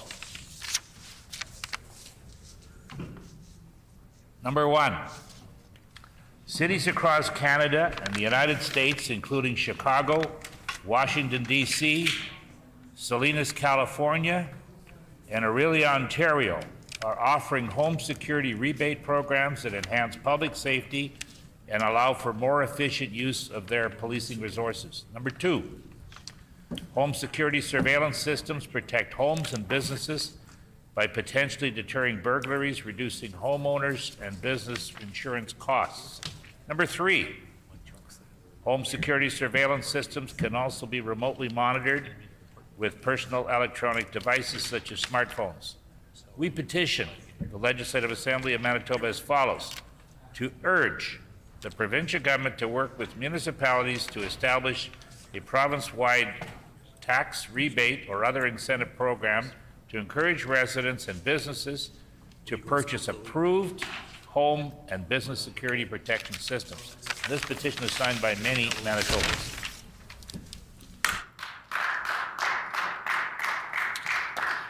The Honourable Member for River Heights. Malaya.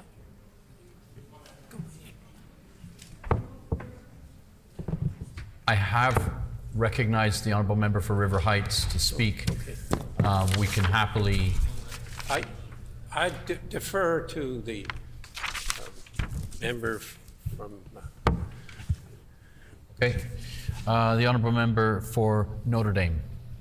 Madam Speaker, Mr. Deputy Speaker, I wish to present the following petition to the Legislative Assembly. The background to this petition is as follows. Number 1, according to Census 2021, Punjabi is the 4th most spoken language in Canada and there are 33,315 people in Manitoba whose native language is Punjabi. Number 2, thousands of Punjabi newcomers are coming to Manitoba as students and as immigrants looking to call this province home. People of Punjabi origin contribute a great deal to the social and economic development of Canada and Manitoba in fields such as education, science, health, business, and politics. Number 3, in coming to Manitoba, Punjabi newcomers make sacrifices, including distance from their cultural roots and language. Many Punjabi parents and families want their children to retain their language and keep a continued cultural appreciation. Number 4, Manitoba has many good bilingual programs in public schools for children and teens available in other languages, including French, Ukrainian, Ojibwe, Filipino, Cree, Hebrew, and Spanish. Punjabi bilingual programs for children and teens, as well as Punjabi language instruction at a college and university level, could similarly teach and maintain Punjabi language and culture. Number 5, Punjabi bilingual instruction will help cross-cultural friendships, relationships, and marriages and prepare young people to be multilingual professionals. We petition the Legislative Assembly of Manitoba as follows: to urge the provincial government to take steps to implement Punjabi bilingual programs in public schools similar to existing bilingual programs, and take steps to implement Punjabi language instruction in other levels of education in Manitoba. This has been signed by Manwinder Shoker, Amandeep Deol, Naginder Gill, and many Manitobans.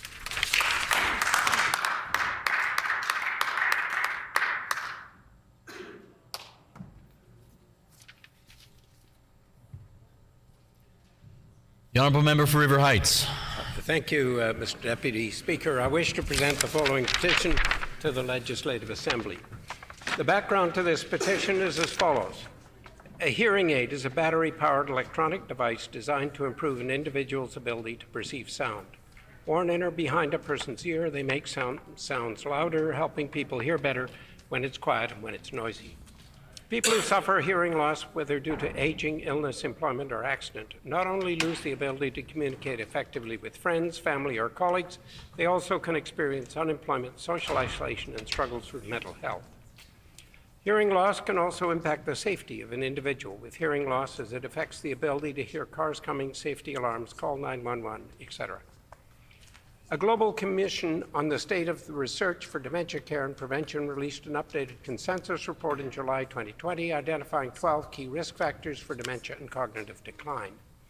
The strongest risk factor that was indicated was hearing loss. It was calculated that up to 8% of the total number of dementia cases could potentially be avoided with management of hearing loss.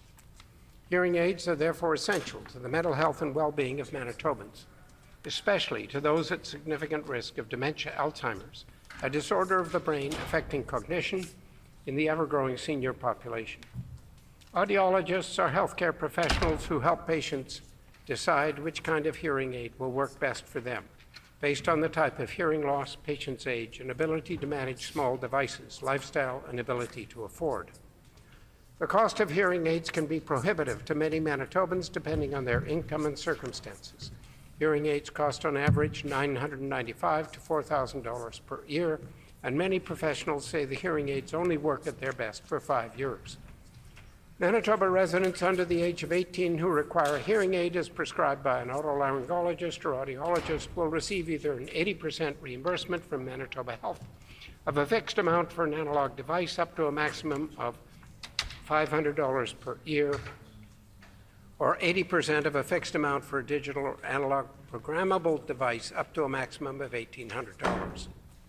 However, this reimbursement is not available to Manitobans who need the device who are over the age of 18, which will result in financial hardship for many young people entering the workforce, students, and families. In addition, seniors, representing 14.3% of Manitoba's population, are not eligible for reimbursement despite being the group most likely in need of a hearing aid. Most insurance companies only provide a minimal partial cost of a hearing aid, and many Manitobans, especially retired persons, old-age pensioners, and other low-income earners, do not have access to health insurance plans. The province of Quebec's Hearing Devices Program covers all costs related to hearing aids and assistive listening devices, including the purchase, repair, and replacement. Alberta offers subsidies to all seniors, 65 and over, and low-income adults once every 5 years. New Brunswick provides coverage for the purchase and maintenance not covered by other agencies or private health insurance plans, as well as assistance for those for whom the purchase would cause financial hardship. Manitobans over age 18 are only eligible for support for hearing aids if they are receiving employment and income assistance, and the reimbursement only provides a maximum of $500 a year. We petition the Legislative Assembly of Manitoba as follows: to urge the provincial government to consider hearing loss as a medical treatment under Manitoba Health, to urge the provincial government to provide income-based coverage for hearing aids to all who need them, as hearing has been proven to be essential to Manitobans' cognitive, mental, and social health and well-being. Signed by Lorraine Fotheringham, Linda Toch, Catherine O'Shaughnessy, and many others.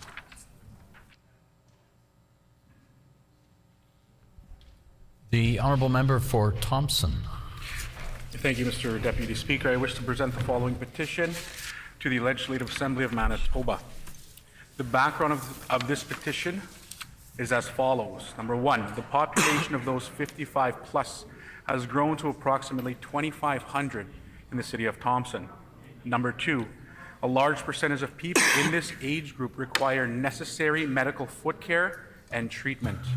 Number three, a large percentage of those who are elderly and or diabetic are also living on low incomes. Number four, the Northern Regional Health Authority, NRHA, previously provided essential medical foot services to seniors and those living with diabetes until 2019, then subsequently cut the program after the last two nurses filling those positions retired. Number five, the number of seniors and those with diabetes has only continued to grow in Thompson and the surrounding areas. Number six, there is no adequate medical care available in the city and the region, whereas the city of Winnipeg has 14 medical foot care centers. Number seven, the implications and inadequacies or lack of podiatric care can lead to amputations. Number eight, the city of Thompson also serves as a regional health service provider, and the need of foot care extends beyond just those served in the capital city of the province. We petition the Legislative Assembly of Manitoba as follows: to urge the provincial government to provide the service of 2 nurses to restore essential medical foot care treatment to the city of Thompson effective April 1st, 2022. This has been signed by many Manitobans.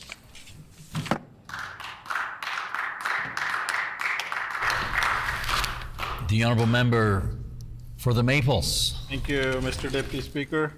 I wish to present the following petition to the Legislative Assembly of Manitoba.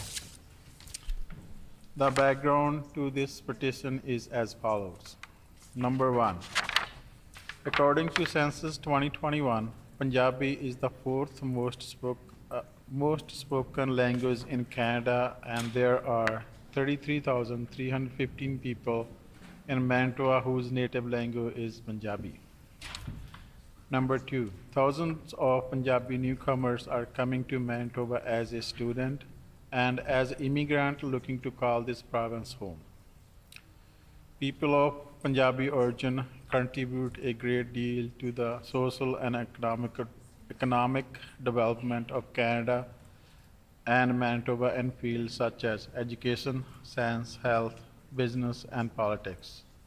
Number three, in coming to Manitoba, Punjabi newcomers make sacrifice includes distance from their culture, roots, and language.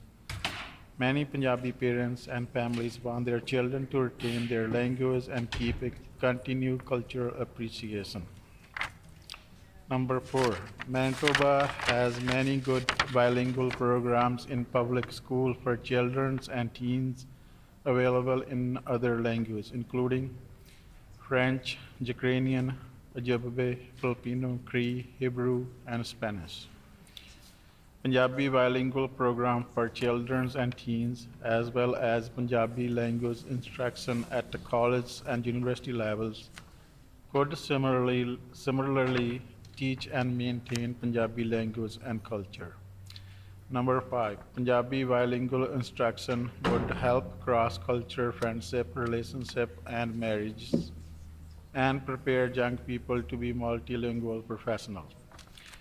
We petition the Legislative Assembly of Manitoba as follows: to urge the provincial government to take steps to implement Punjabi bilingual program in public schools similar to existing bilingual program and take steps to implement Punjabi language instruction in other level of education in Manitoba. This has been signed by Karandeep, Benipal, Sukhchan Singh, and Gurpreet Singh, and many others. Thank you, Mr. Deputy Speaker.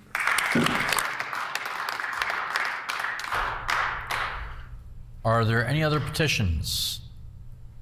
Seeing none. Grievances.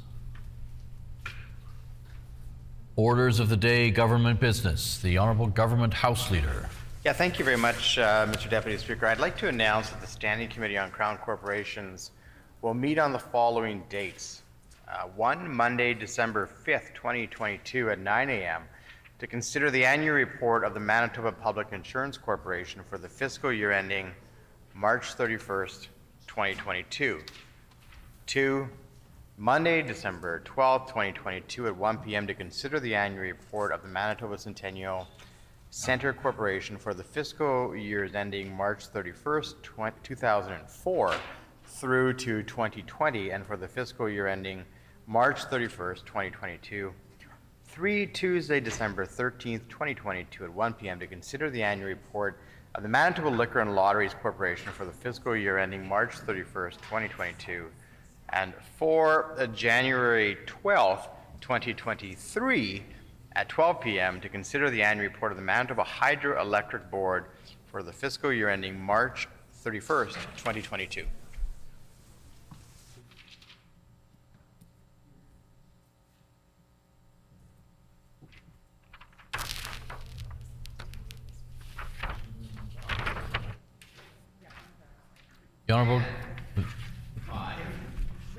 The Honourable Government House Leader on House business. Yes, an additional committee to announce. Monday, January 16th, 2023 at 1 p.m. to consider the annual report of Efficiency Manitoba for the fiscal years ending March 31st, 2019, 2020, and 2022. It has been announced by the Honourable Government House Leader that the Standing Committee on Crown Corporations will meet on the following dates. 1. Monday, December 5th, 2022 at 9 a.m. to consider the annual report of the Manitoba Public Insurance Corporation for the fiscal year ending March 31st, 2022. 2. Monday, December 12th, 2022 at 1 p.m. to consider the annual report of the Manitoba Centennial Centre Corporation for the fiscal years ending March 31st, 2004 through to 2020 and for the fiscal year ending March 31st, 2022. 3. Tuesday, December 13th, 2022 at 1 p.m. to consider the annual report of the Manitoba Liquor and Lotteries Corporation for the fiscal year ending March 31st, 2022. 4. Thursday, January 12th, 2023 at 12 p.m. to consider the annual report of the Manitoba Hydroelectric Board for the fiscal year ending March 31st, 2022. And 5. Monday, January 16th, 2023 at 1 p.m. to consider the annual report of Efficiency Manitoba for the fiscal years ending March 31st, 2019, 2020, and 2022. The Honourable Government House Leader. Thank you for that, Mr. Deputy Speaker. Could you please call this afternoon concurrence and third reading on Bill Number 4, the Minimum Wage Adjustment Act 2022, Employment Standards Code amended, and second reading on Bill Number 6, the Manitoba Public Insurance Corporation Amendment Act, Bill 7, the Liquor, Gaming, and Cannabis Control Amendment Act, Bill Number 8, the Off-Road Trail Safety and Maintenance Act, Bill Number 9, the Liquor, Gaming, and Cannabis Control Amendment and Liquor and Lotteries Corporation Amendment Act, and Bill Number 10, the Liquor, Gaming, and Cannabis Control Amendment Act, Social Responsibility Fee repeal.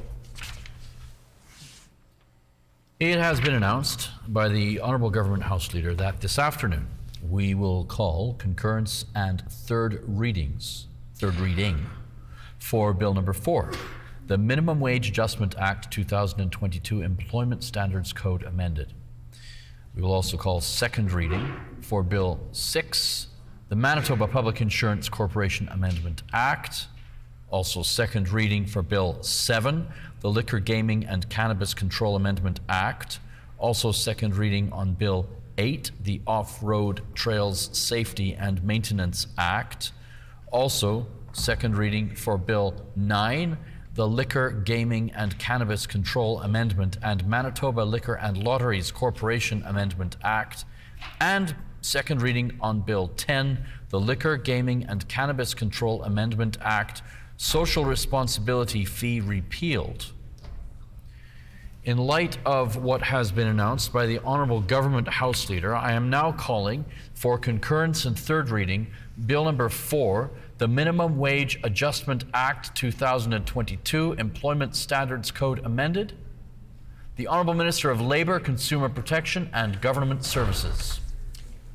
Thank you, Mr. Deputy Speaker. I move, seconded by the Minister for Municipal Relations, that Bill number 4, the Minimum Wage Adjustment Act 2022 Employment Standards Code amended, reported from the Standing Committee on Social and Economic Development, be concurred in and be now read for a third time and passed.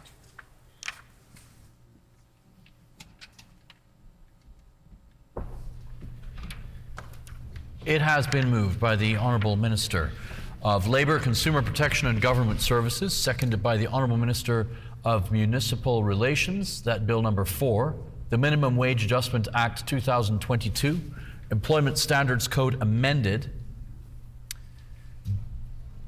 reported from the Standing Committee on Social and Economic Development, be concurred in and be now read for a third time and passed. The Honourable Minister of Labour, Consumer Protection and Government Services.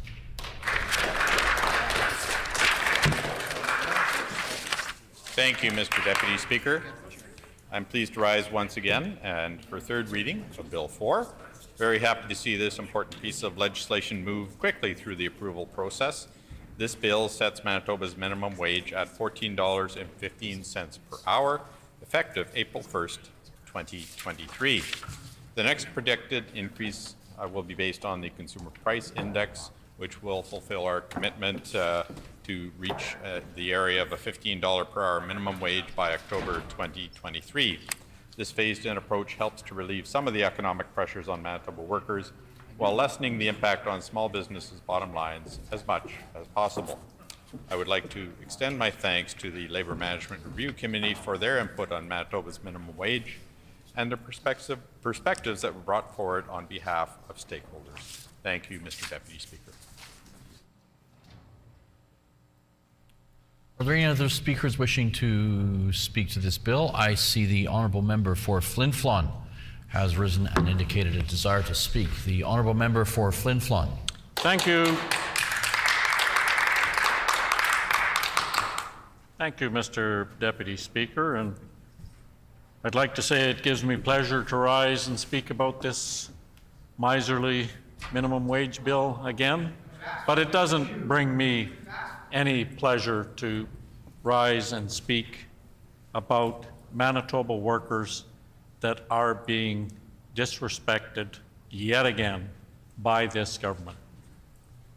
Mr. Deputy Speaker, we all know the only reason that this Premier and this government did anything when it came to minimum wage was because they were in danger of being dead last and they didn't want to be outdone by Saskatchewan. That's the only reason.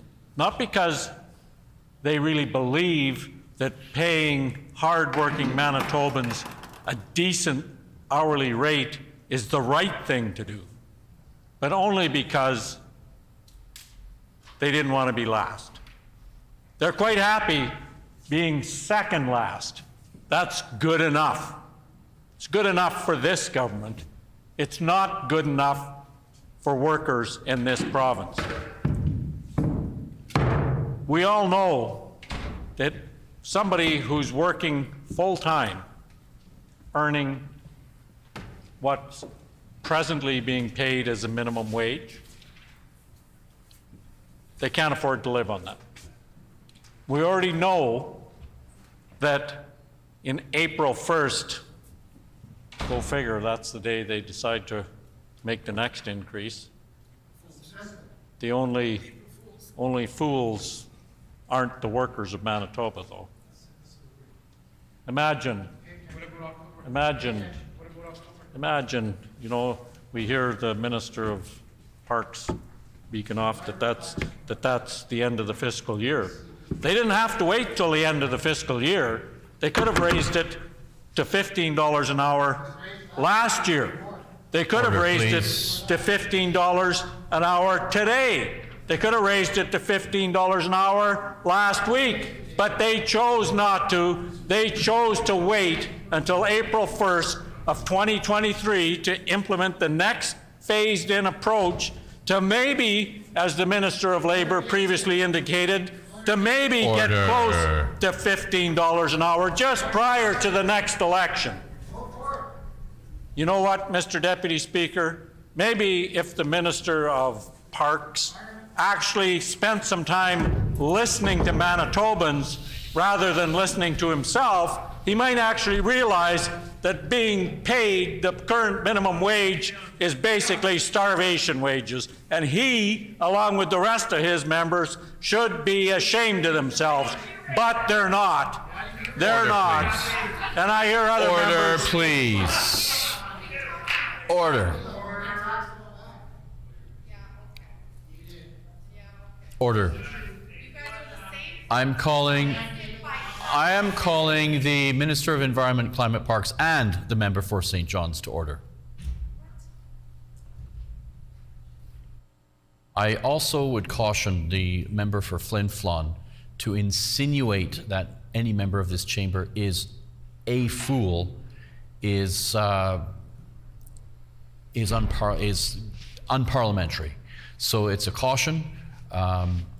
To say something is ill-advised or language of that nature is probably more in line with how things are said here, but to insinuate somebody is a fool is not how things are done here. So I'm just asking we could dial things down, have some debate, and let the member speak. And if the member could stay on topic, that would be great too. The Honourable Member for Flin Flon. Thank you, Mr. Deputy Speaker, and I certainly take your wise words under advisement and would never make that comment again in such a way as to imply that. Manitoba working people are fully aware that this government, that this Minister of Labour, that this Premier is more than happy to leave them behind. When they talk about, well, why didn't you raise it? Inflation at the time that we were in government wasn't running at 8-9%. Manitoba workers in the last couple of years, well, let's back up even prior to the last couple of years, Mr. Deputy Speaker. When this government first came to power, they had in their heads that they had to attack working people right from the first day they set foot in this chamber as the government. They did any number of things to ensure that it was harder to become unionized. But what was the most egregious thing they did so early in their mandate, Mr. Deputy Speaker? What they did was they froze minimum wage. No increase. So right as soon as they got elected, they ensured that hard-working families in Manitoba were left behind. Then they implemented some raises later on to the minimum wage of, what was it, a nickel? Making sure, yet again, that Manitoba workers on minimum wage weren't keeping up. A number of other provinces recognized that where their minimum wage were, which we were not dead last, we were not second last when they came to power. We weren't first either, unfortunately, but people could actually afford to live and pay their bills But as the world changed, other jurisdictions after 2016 realized that $15 an hour in 2016, 6 years ago, was the right number. And several jurisdictions moved to ensure that minimum wage was $15 an hour. Alberta, the bastion of right-wing conservatism, went to $15 an hour. The sky didn't fall, Mr. Deputy Speaker, acting assist, deputy, whatever, Speaker. The sky didn't fall in Alberta. And it still hasn't fallen. BC raised their minimum wage. Once again, the sky didn't fall. And once again, study after study showed that the narrative that this government and many right-wing governments put forward that, well, if we raise the minimum wage, businesses will go out of business. Once again, that's shown to be not true. There was no mass shutdown of small businesses in Alberta. There was no mass shutdown of small businesses in British Columbia. There was no mass shutdown of small businesses anywhere in the world that raised the minimum wage at that time to $15 an hour. $15 an hour might not have been the right number in 2016. It sure as heck isn't the right number today, Mr. Deputy Speaker. We know that people that work full-time hours, if they got $15 an hour today for full-time hours, would leave them still below the poverty line. Taking into account what the current rates of inflation are, taking into account everything that's transpired up to this point to leave them behind. So what is the right answer? I see the member from Steinbach is looking confused because he doesn't seem to realize that when they froze minimum wage, people had loan payments because they couldn't run out and buy a brand new car and pay cash for it. So they had loans and credit cards trying to survive, and when they froze the minimum wage, those payments didn't go away. They just got put off to the back burner and the minimum amounts paid. So now, to get to $15, maybe perhaps by October 2023, all those payments have built up. And yet, if they were starting with a clean slate in October 2023, somewhere close to $15 an hour would not be sufficient. And that, keep in mind, Assistant Deputy Speaker, is if someone is working full-time hours. How many people earning minimum wage are trying to survive on part-time hours? How many people on minimum wage are working more than one job, trying to survive, trying to raise a family,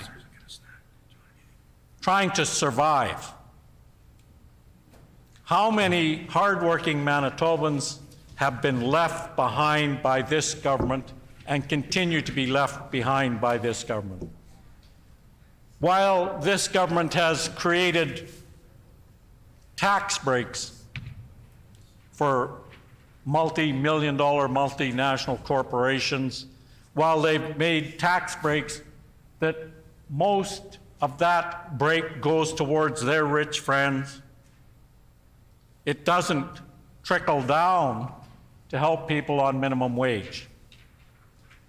While the building that somebody may be paying rent in, living on minimum wage, while that building, the owners of that building, may have gotten millions of dollars in a tax rebate from this government,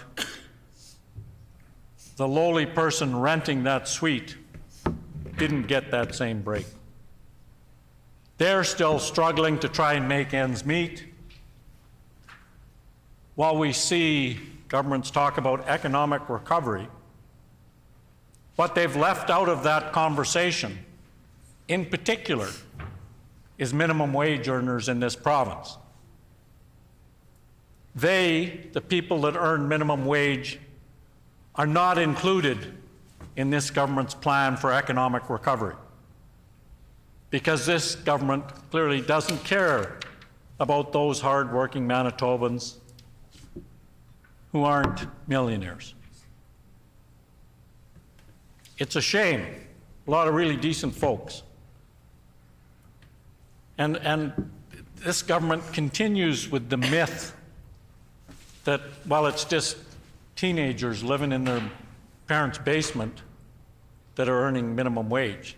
We know that's not true. They know that's not true. And that's the really galling part, is they keep that myth going while they know full well that it's single mothers,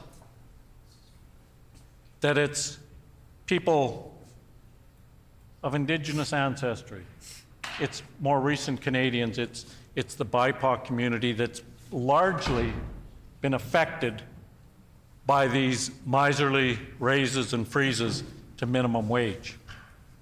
It's the most disadvantaged people in society that this government refuses to recognize, refuses to ensure that they get ahead. Mr. Assistant Deputy Speaker, what is the right answer? Is it $15? Well, we know that's no longer the right answer for a living wage for Manitoba. We've seen various studies that talk about it being $16 and some odd cents in Winnipeg. And it was interesting at the committee hearing on minimum wage that one of the presenters from CCPA had presented some charts that talked about the minimum wage requirement for a living wage in northern Manitoba was less than Winnipeg. So we asked the presenter about the cost of groceries in northern Manitoba, and they said, well, they were very limited in their study in that they used Statistics Canada numbers that didn't take into account if you live in a fly-in community, if you live in one of the northern communities that depends on trucks bringing food in, that really $16 an hour, $18 an hour may not be the right number, based solely on what the actual costs are. I just saw a thing yesterday, as a matter of fact, talking about gas prices, and people in the city are, oh, it's $1.60, it's $1.50, what are we going to do? To Dooley Lake, $3.09 per liter.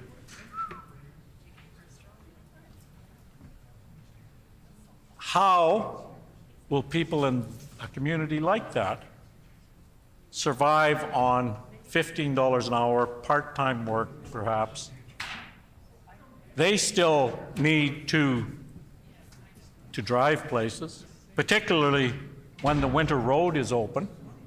They need to be able to spend the 12 hours going across that winter road to try and stock up on things to take back home with them at more affordable prices in Thompson than what they will ever see in Dooley.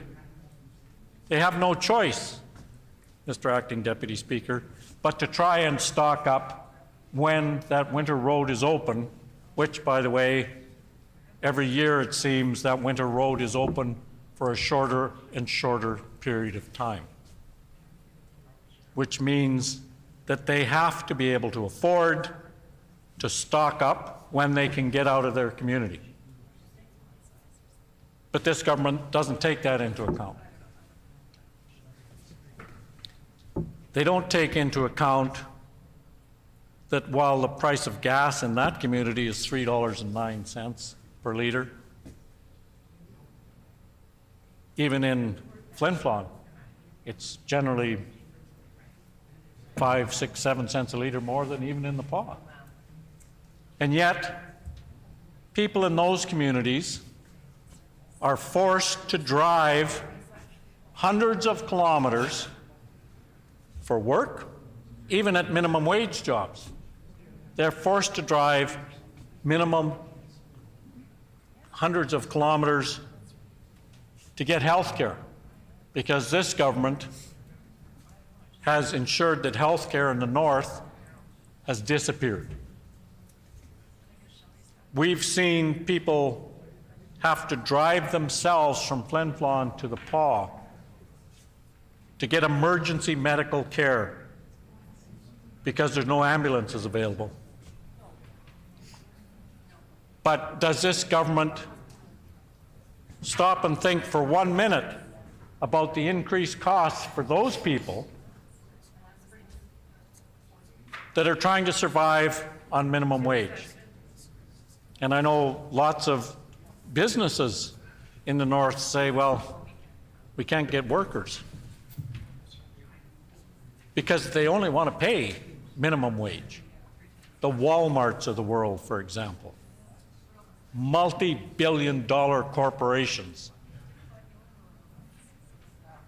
that wonder why people won't come to work for them when they can't afford to.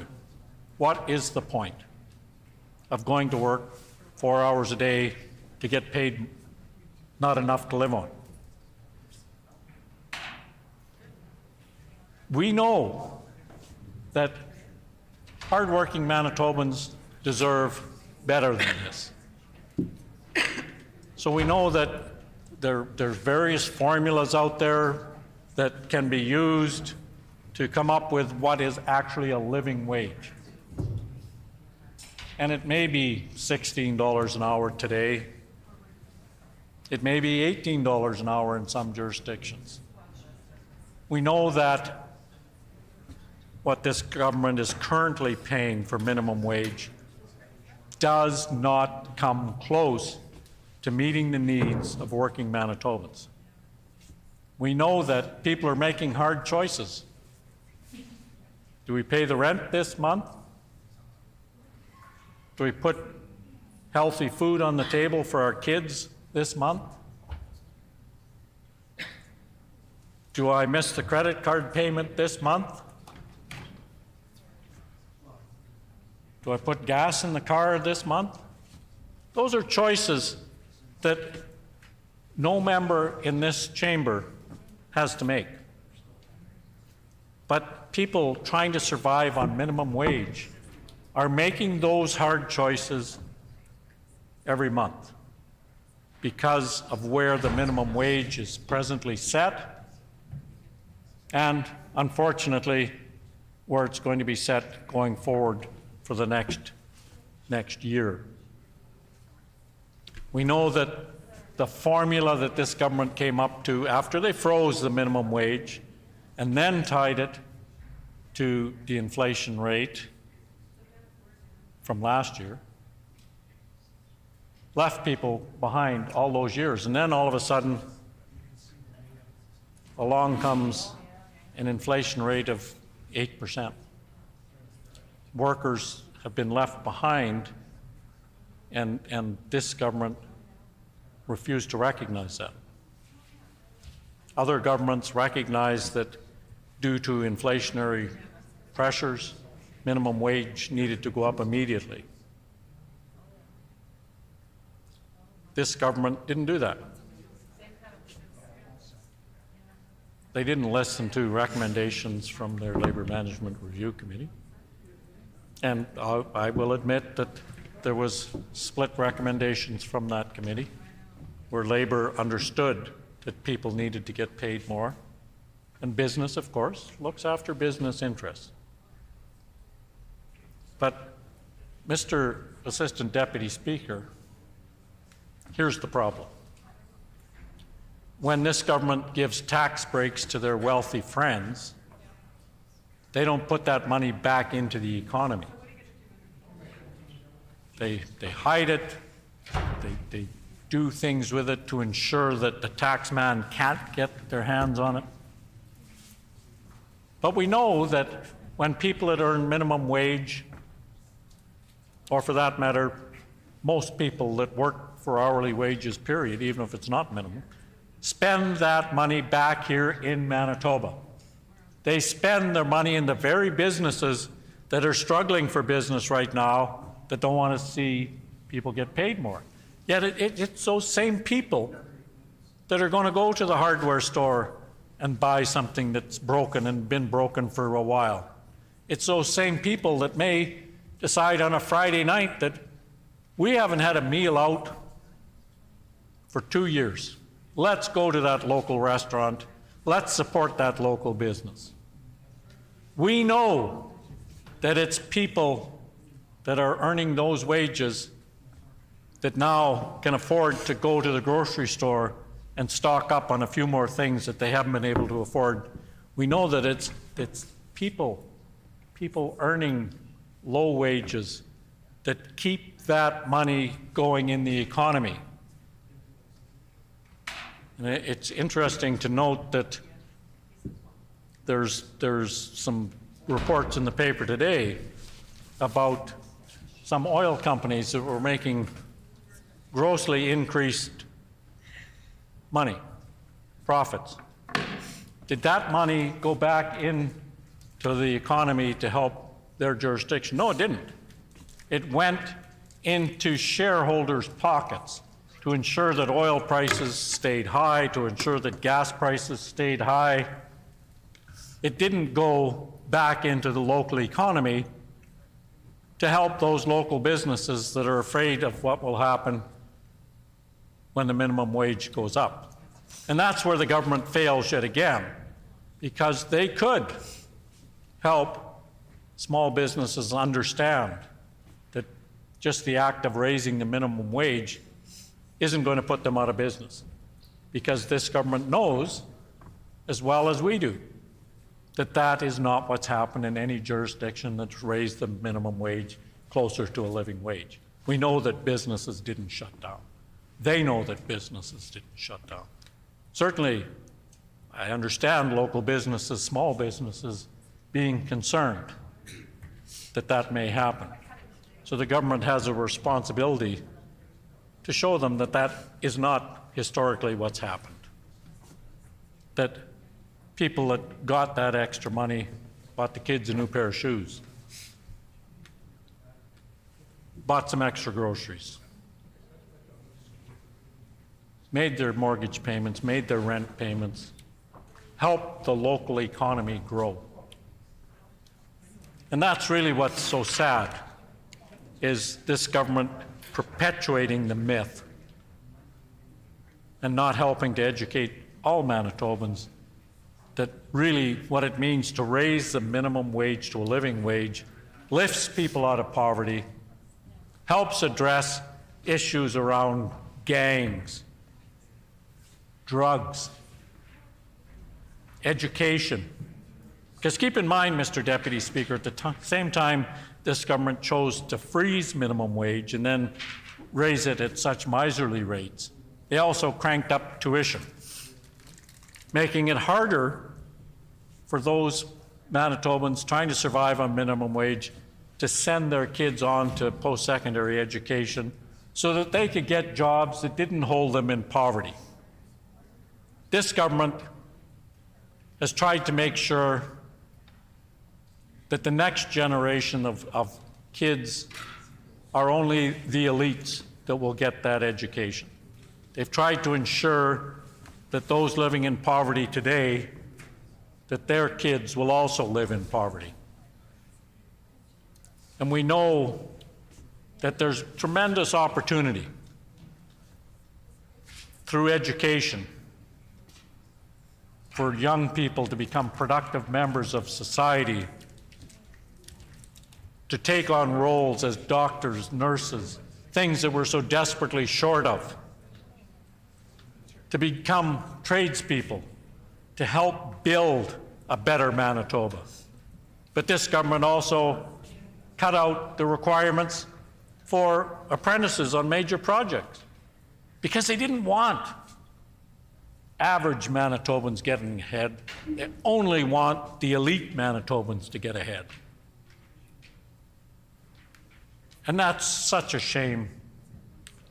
It's a crime that so many people that could be our next leaders are being held back because of where this government has decided to put minimum wage, where they've decided to put their economic priorities to not help the people that need the help the most.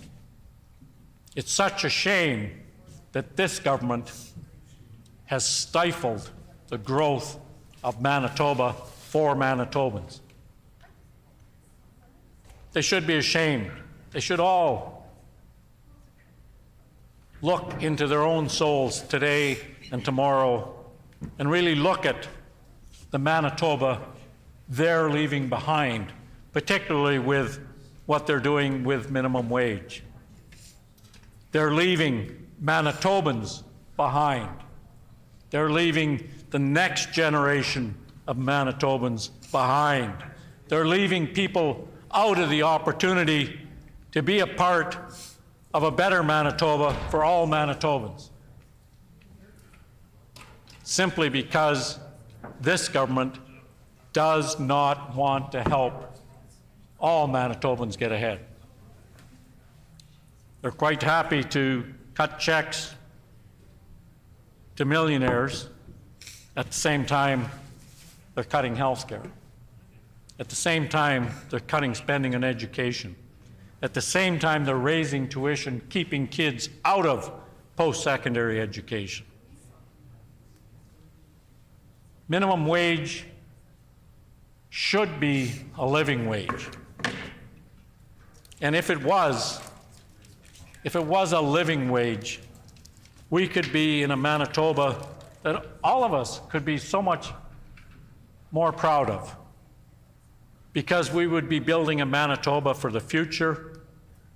We would be building a Manitoba that included all Manitobans. We'd be building a Manitoba that began to address the inequities of income distribution, poverty, ill health, drugs, gangs. All those things can start to be addressed when people can afford to live decently.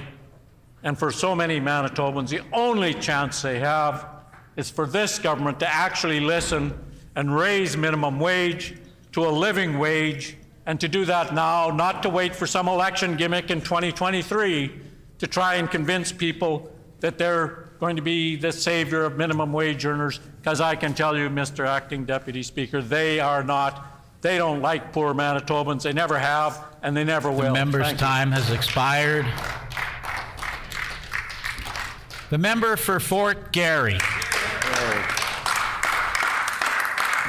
Thank you, Mr. Deputy Speaker. My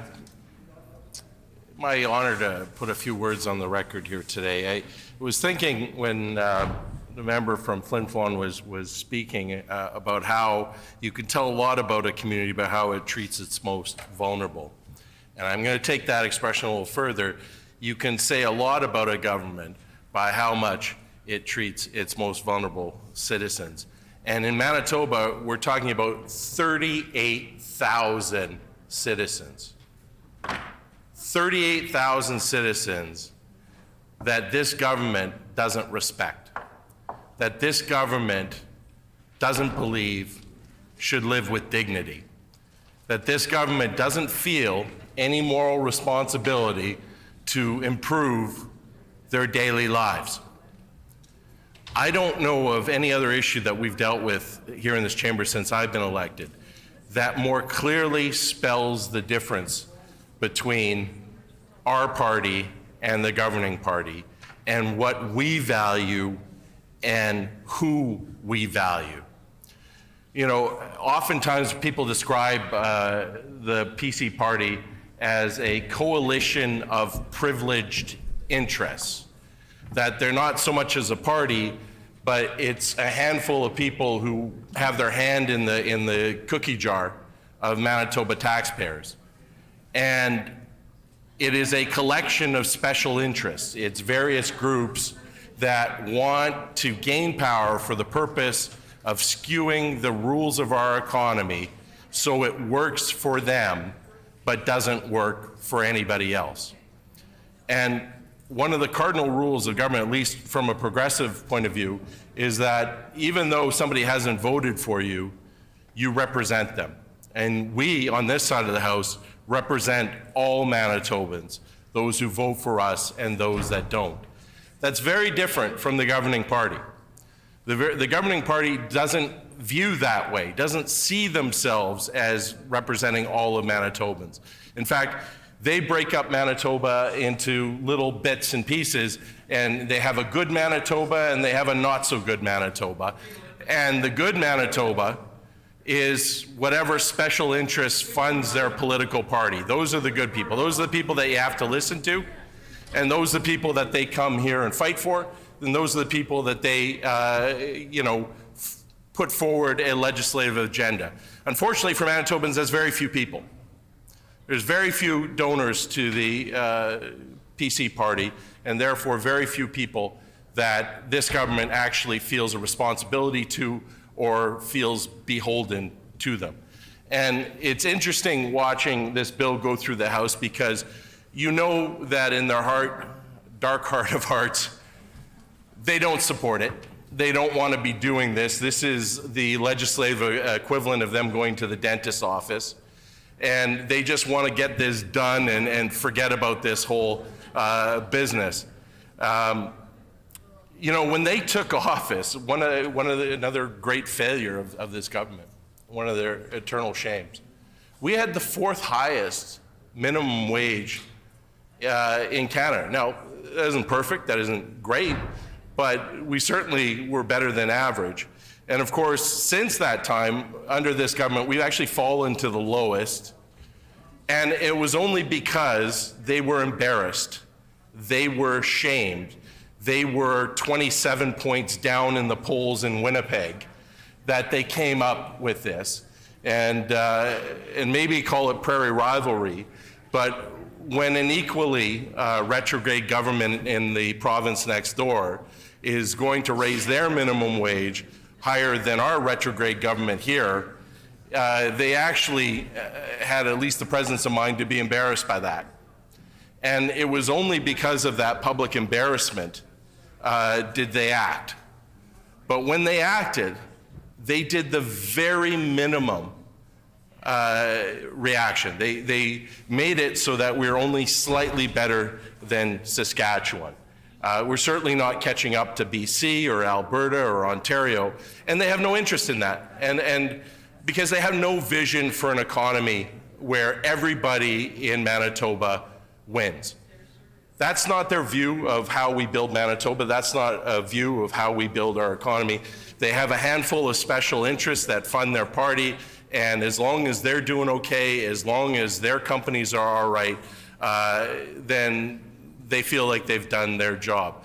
We don't believe that on this side of the House. We believe that all Manitobans should benefit from the Manitoba economy, that all young people have a future in this province, and that they have a place here, and that we can build something very special in this province, and that we can be a model not only for other provinces but other jurisdictions.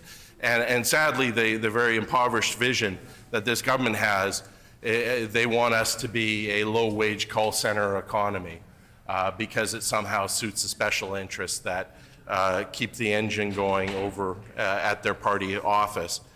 And that's really unfortunate, because we are in a cost of living crisis, and this government has mismanaged the economy incredibly. When they took over the economy in 2016, it was red hot in Manitoba. It was the fastest growing non-petrol economy in the country.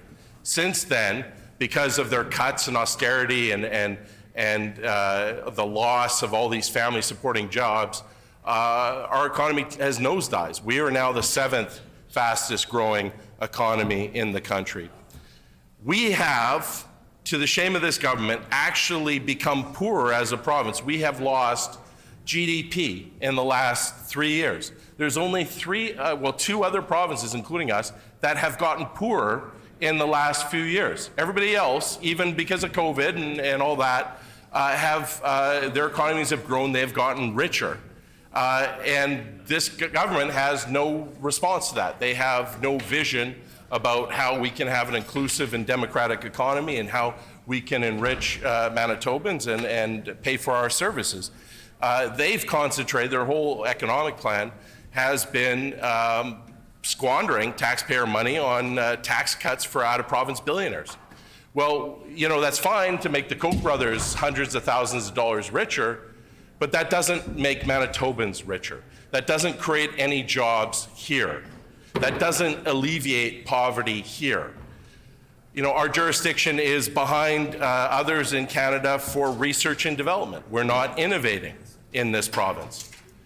And probably one of the most shocking statistics that I've read recently, and it's searing, absolute searing indictment of the mediocrity and incompetence of this government, is that Manitobans are getting poorer, that there are less Manitobans now than in 2016 who can afford to own their own home.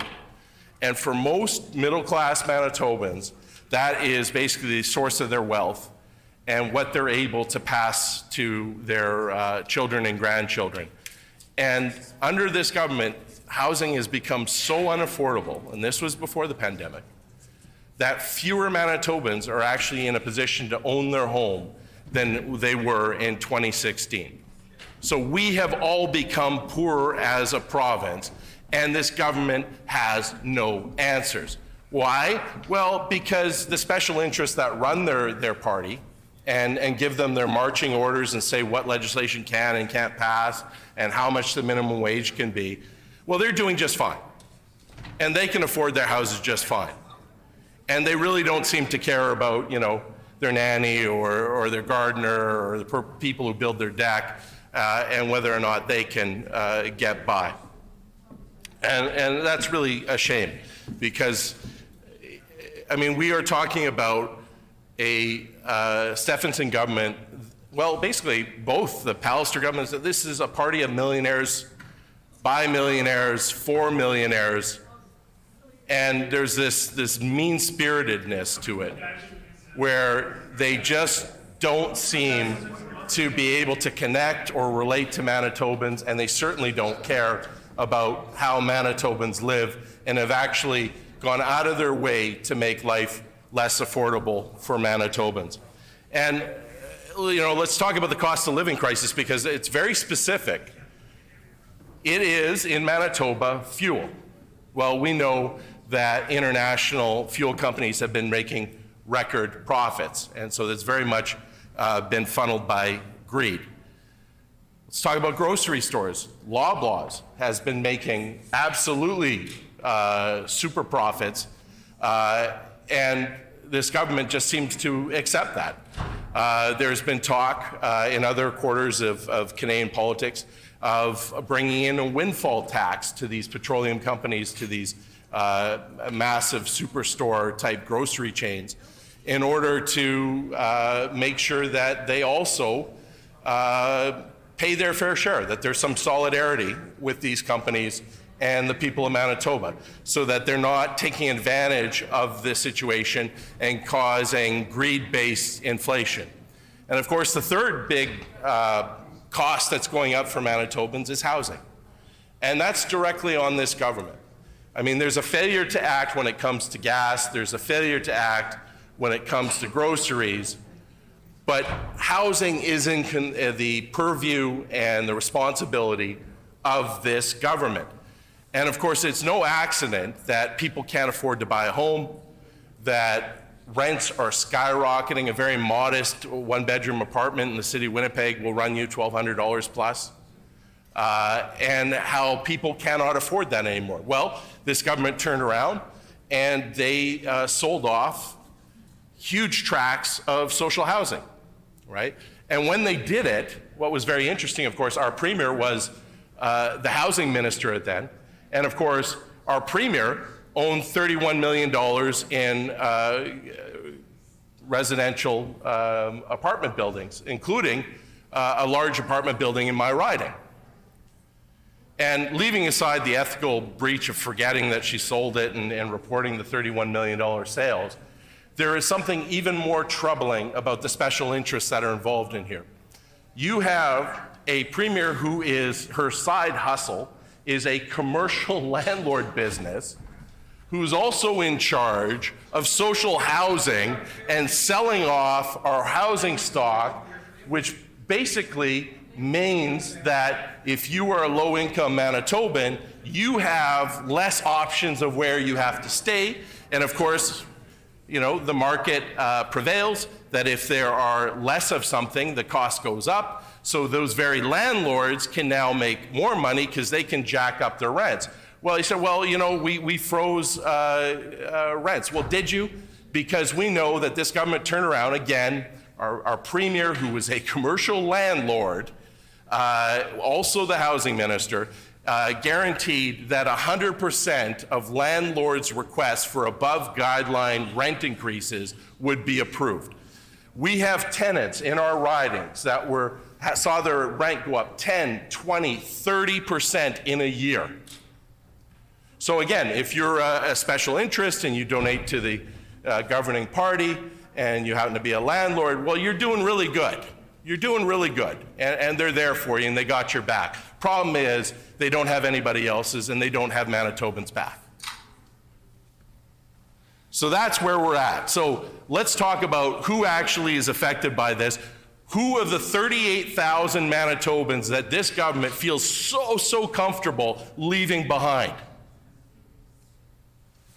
56% of minimum wage earners are women. The majority of minimum wage earners are adults. It's not your 16-year-old with a McDonald's job. And 62% of earners are 20 years of age or older. These are people that work full-time at minimum wage jobs to feed their family. 63% of minimum wage workers are not students. 58% work for firms that employ more than 100 people. It's your Walmarts, it's your McDonald's. Companies that make billions of dollars a year who can absolutely afford to pay living wages, but don't, because it is a business strategy for them to save on labor costs by driving down their own workers' pay. And more than half of minimum wage workers have worked at the same job for over a year. And not once has this government ever tried to justify their opposition to a living wage based on economics. In fact, they have no real intellectual defense of their position. It just simply, our donors don't want it, so that's what we're going to do. Because there is no intellectual defense here. We are the last jurisdiction in Manitoba to catch up with other jurisdictions. And the benefit of that, if you want to call it that, is that you've seen what happened in Alberta and BC and Ontario, and the sky didn't fall. In fact, there is so much research now that shows that if you actually want to boost your economy, paying your lowest wage workers a living wage is a fantastic economic strategy to do it. And why is that? Well, if you are living a subsistence poverty lifestyle, you spend every penny that comes in. So unlike the Stephenson's government's friends, the Koch brothers, they're not going to notice 250, 300,000, whatever this government gave them last year. That's going to go into a bank account or another investment. They won't even know that that happened. It'll be some random entry in an accountant's ledger. Nobody will have even bothered to tell them because that's essentially tip money for somebody like the Kochs. But $1 an hour for somebody who is running out of food at the end of the month is huge. $1 an hour when your kids haven't had new clothes in a year is huge. And they're going to spend every dime of that. And not only are they going to spend it, they're going to spend it in Manitoba at Manitoba small businesses. And it's a myth that small businesses are against minimum wage. In fact, there's a number of new small business advocacy organizations that are very progressive, that understand the economics, that know that not only are they workers, they are also consumers.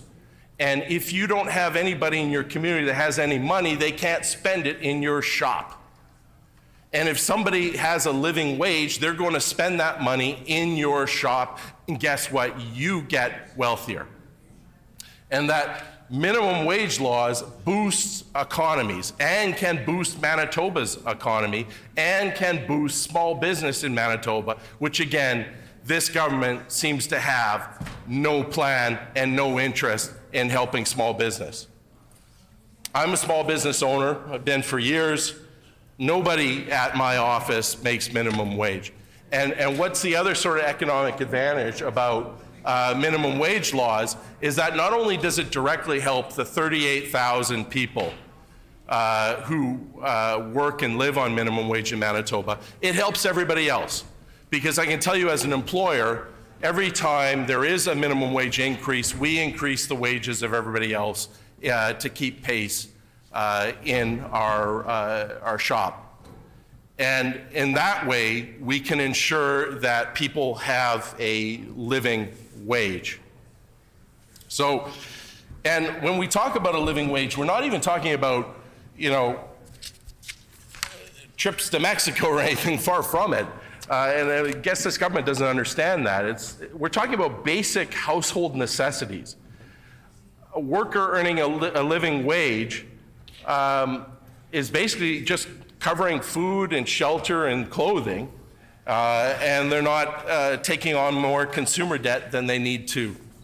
So it's not a situation where people would live large in Manitoba with a living wage, but they would live with dignity, and they would live with security. And we know that when people live with economic security, they live less stressful lives, they have less conflict in their lives, they have better educational outcomes for their children, that they often avoid conflicts with the law, they use the healthcare system less than people who are struggling financially because their lives are more stable and less chaotic, and they can live instead of survive. And right now, the perverse situation that we have in Manitoba is we have a lot of people that are just barely surviving, and this government could care less. And, it's penny wise and pound foolish, because if you invest in the people of Manitoba, you will get that investment back tenfold, because there will be less use of the healthcare system, less use of the childcare system. There will be more graduation at our high schools and more people translating that education into good paying jobs and more taxes. There'll be less stress on the healthcare system through less sort of poverty related healthcare costs. All that saves Manitoba money. All that extra economic activity from people who are living a subsistence marginal living where they're spending that extra $1 an hour in local stores means that there's more tax revenue from our small businesses. Our small businesses, which are at the brink, that tell me that this government has ignored them that they are collapsing under the weight of COVID debt, and this government, of course, doesn't see them, doesn't feel a responsibility for them, and is ignoring them. That's the type of thing that will actually save them and ensure that their business can keep going and that they can still keep employing Manitobans. So when we look at what has been wrong with the PC approach, first of all, again, this was more about managing a problem than actually wanting to give people a living wage, that this government is philosophically opposed to 38,000 Manitobans living with dignity. It's amazing that a political party could take that position, but here we are. This mean-spirited government that doesn't feel the responsibility to 38,000 Manitobans. And so we had, a millionaire, Brian Pallister, come along and said, well, I got to manage this problem because it's embarrassing and, we look like jerks. And so I'm going to bring in this minimum wage law, and we're going to set the rate really low at $11, and then at a time when inflation was running less than 2% a year, we'll only allow it to increase by inflation every year. So what the government did is they legislated poverty. They weren't actually raising minimum wage, they were putting a cap on it. And they were essentially preventing 38,000 Manitoba families from succeeding.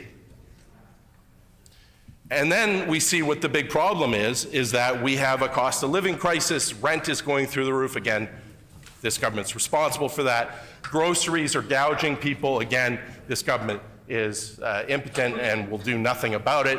And gas stations are making record profits. Again, this government is completely silent on that. And it is now 5%, 6%, 7% inflation.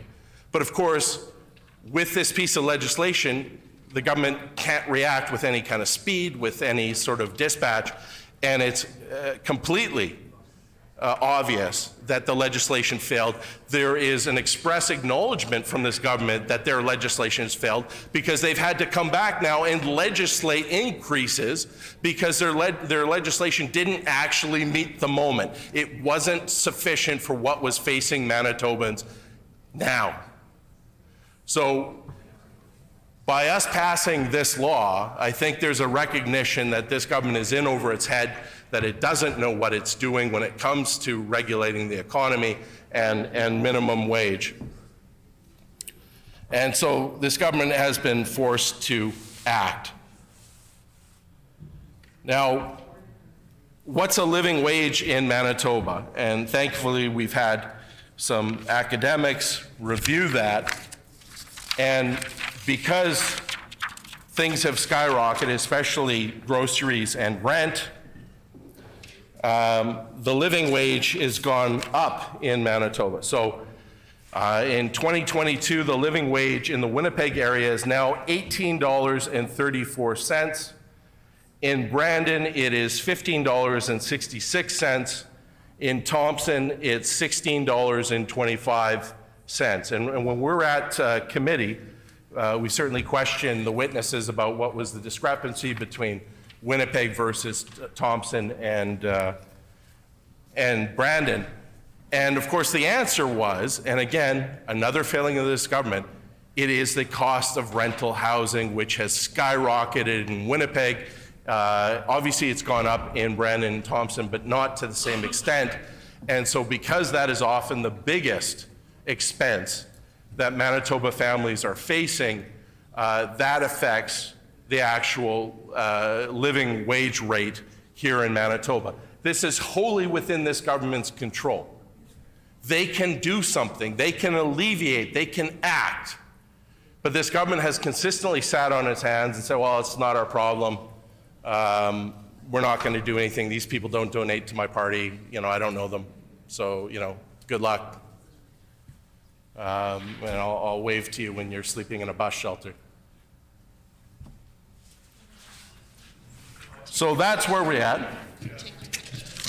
Or take a picture. Or come down and while you're living on the street, I'm going to engage in some, tourism and take photos. So Back to your coffee, Wayne.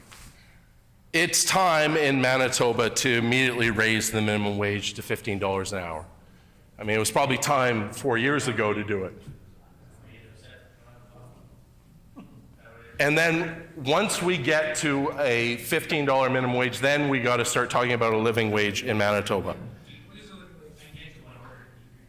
Well, my friend asked what was a living wage. It's this year, and it'll probably go up, is $18.34 in the city of Winnipeg. You know? And the fact that this government won't even entertain that discussion, and what this bill and this debate today is about preventing that from happening. That they are trying to throw roadblocks in and say, look, you know, we raised your minimum wage. What are you talking about? You know, you may be starving, you may not be able to afford your apartment, but you know, it's $15. What are you complaining about? So this isn't about helping Manitoba. This is actually trying to prevent that help from coming. And this is about the government trying to manage public relations and abandoning 38,000 Manitobans. You know, this government can absolutely increase the minimum wage immediately to $15. We don't have to wait to April 1st. And by making the minimum wage into a living wage, it is going to be a huge boost for our economy. We are going to be able to attract workers to Manitoba, ones that we need. We are going to be able to keep low-wage workers in low-wage jobs because they will actually be able to support their family without having to work 2 or 3 jobs just to make ends meet. There'll be less churn and turnover in small businesses. There'll be less costs for small businesses to retrain. These are the things that will actually help grow the Manitoba economy. So,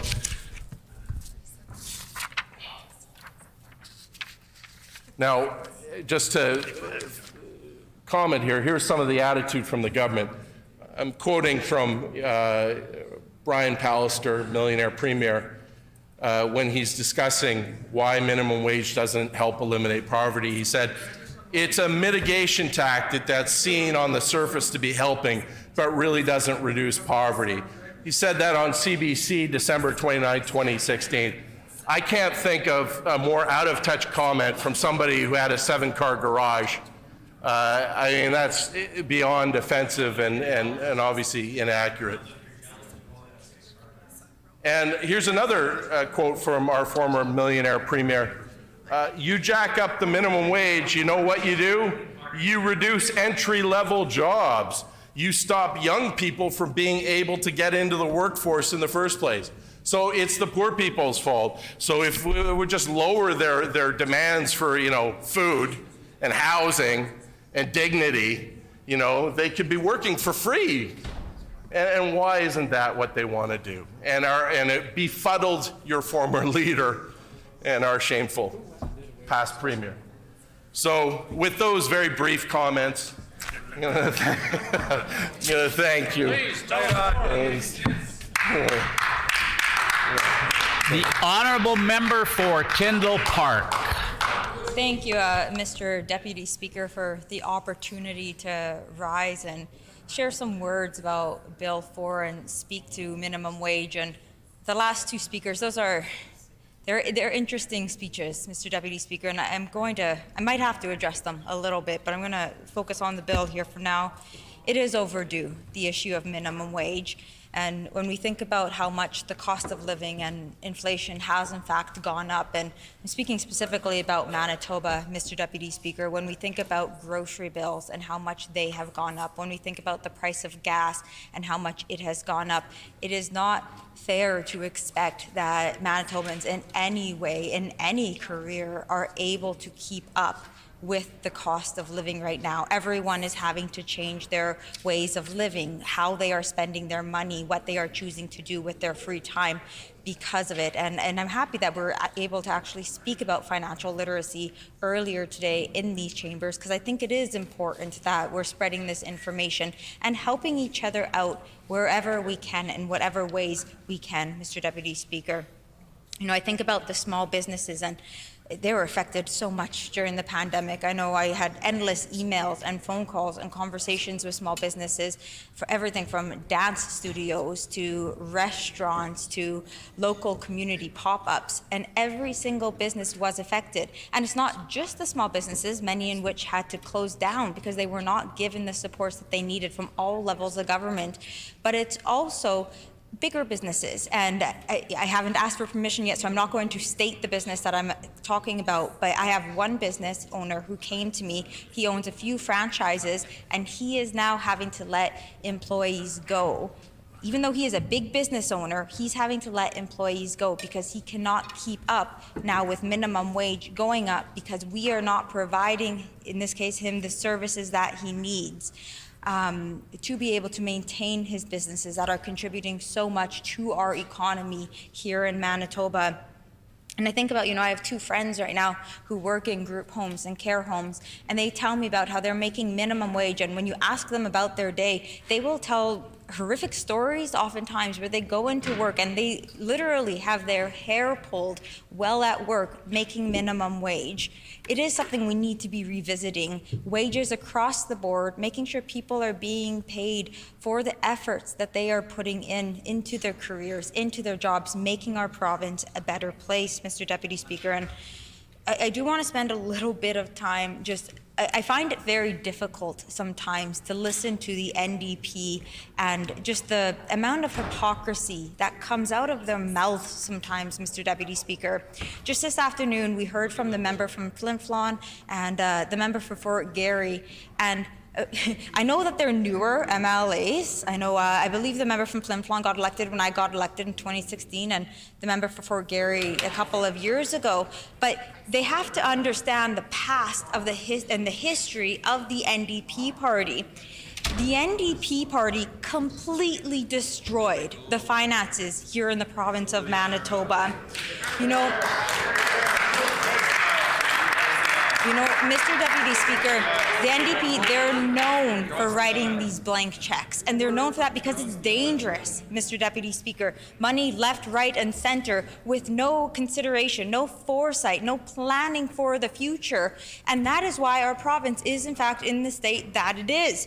If it wasn't for the NDP, and I'm just going to list a couple of examples, Mr. Deputy Speaker. If it wasn't for the NDP, our provincial nominee program would not be the total disarray in which it was 6 years ago. People were waiting 4 or 5 years just to hear back if they were going to be accepted within the provincial nominee. And that was under the NDP. So for them to come into these chambers and say, we know how to manage money, no, we can't forget this. And I'm not trying to give credit to the government because they haven't done much better, but the NDP completely destroyed the finances here in our province. We can talk about long-term care facilities and just the disarray. Order, Mr. please. Deputy Speaker. Order, please. The member for Tyndall Park has the floor. I would ask we show respect and allow her to speak. The level of heckling for the number of people in this room is too much. The honourable member for Tyndall Park. Thank you, Mr. Deputy Speaker. And I know people don't want to admit the past here in these chambers, but the reality is when the NDP were in government for 17 years, they completely destroyed the finances here in our province. And the PCs, yes, they like to use the line that they're cleaning up, but at a certain point, they have to take responsibility as well, Mr. Deputy Speaker. Another thing that the former NDP government did, they really messed up our long-term care facilities. That's why we have such long wait lists right now to this day. And I don't think they've yet to this day recognized that personal care homes are not the only type of facility. We have supportive housing homes. We have retirement homes, 55-plus homes. We have hospices. We have seniors who are still in hospitals because they have nowhere else to go. And this program, or this problem, Mr. Deputy Speaker, is rooted under the NDP. And that's why we need a change from the NDP, we need a change from the PCs, and I would argue we need a Manitoba provincial Liberal government, Mr. Deputy Speaker. And the last example that I'm going to share, and the member from Wolseley says that is hilarious, but I don't think so. I think that is what democracy truly is. We have parties here in the province to contribute to our democracy. We don't want to keep going back and forth, PC and NDP. These problems are being dug deep. We need a change altogether, Mr. Deputy Speaker. And that's why the last topic I'll talk about... Order. Calling the opposition benches to order, including the member for Concordia. The honourable member for Tyndall Park. Mr. Deputy Speaker, I find it fascinating that the members are making such a joke out of this. They need to go back and look at the history of their party. They probably should have done that before they decided to run for the party, Mr. Deputy Speaker. Mr. Deputy Speaker, I also think about our justice facilities. Our justice facilities are completely packed. We don't have space. And under the NDP government, they actually closed down so many of our services that we needed. When we talk about all the funds that were going into... Oh, I have a member shouting across the way about relevance. Mr. Deputy Speaker, I'm literally talking about funds that are going into, or were going into youth justice committees that were cut under the NDP. Mr. Deputy Speaker, it is...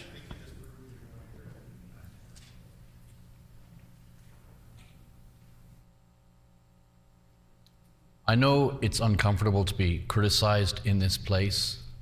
That's part of how this place works.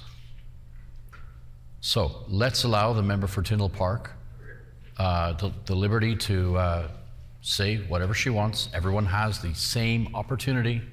And the member for Tyndall Park. Mr. Deputy Speaker, and I really appreciate your guidance. I recognize it is a hot topic, the topic of minimum wage here. I thank the member for bringing it back to minimum wage. I was just going to encourage her to do that, and the words were on the tip of my tongue, and I was standing up when she did that very thing. So please continue. Again, I thank you for the guidance there, Mr. Deputy Speaker. And as members of this House know, oftentimes when you begin to be heckled at, you often want to respond to the heckling. And so as I was sharing, I was responding to what was being heckled across the way. Mr. Deputy Speaker, I think I'm going to leave my remarks at that, and not impressed that it took this long for minimum wage to go up. I think that this government needs to do more to ensure that all the small businesses and people who need the extra resources to maintain small businesses and the jobs that they are doing, they are provided these resources. And I got to admit, they're doing a better job than the NDP, though. Thank you, Mr. Deputy Speaker.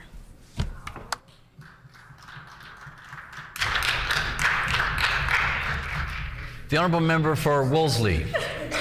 Thank you, Mr. Deputy Speaker. It's going to be a hard act to follow, but I'll do my best. I know. It was good, Just before I jump straight into talking about minimum wage, I will remind the member who spoke just before me that the NDP did have 10 balanced budgets in a row. That's an important part of history. Don't like to talk about that. It is hard to remember so far back. Order. Because, folks don't like to do that. But last night I attended the West Broadway Biz Association AGM. And what I was struck by was that small business owners were not talking about the increase in minimum wage. They weren't, well, a couple of them did talk to me and said they were in support of it, but nobody was complaining about it. Nobody was bringing it up as a concern for the survival of their small businesses. And that is important to understand, because we've heard a lot of fear-mongering from members on the other side of the House, people, members who are wealthy, members who are speaking out in support of their wealthy, large business-owning friends, that somehow having a fair living wage and increasing the minimum wage will somehow harm the business sector. Yet for small businesses in my community, this was not even on the agenda of their AGM. But these business owners are well aware that when minimum wage was increased in Ontario, employment grew including in the retail, food services, and other hospitality industries that are well represented in this West Broadway area. What these business owners were talking about, though, was the impact of poverty and homelessness on their businesses. They were talking about the impact of people in our community not having access to public washrooms, meals, or housing. They were talking about the impact of bad provincial policy on their businesses. They were talking about folks they know who used to be customers who are now, and I quote, down on their luck and now homeless in the same neighborhood. But we know these folks aren't down on their luck because it's not actually about luck. It's about the will of government to ensure that people have affordable housing, a fair wage, and mental health supports if they need it. This government has shown their lack of will time and time again. Imagine how much better the small businesses in my community and in your community would fare if everyone who lived in the community made a living wage, including a minimum wage that could lift them out of poverty. How many more people could just buy groceries, spend money at our local coffee shops and restaurants, pay for haircuts, or walk into a bakery or a bookstore and buy a family member a gift or treat themselves to something? But people working below the poverty line never, ever get to do that.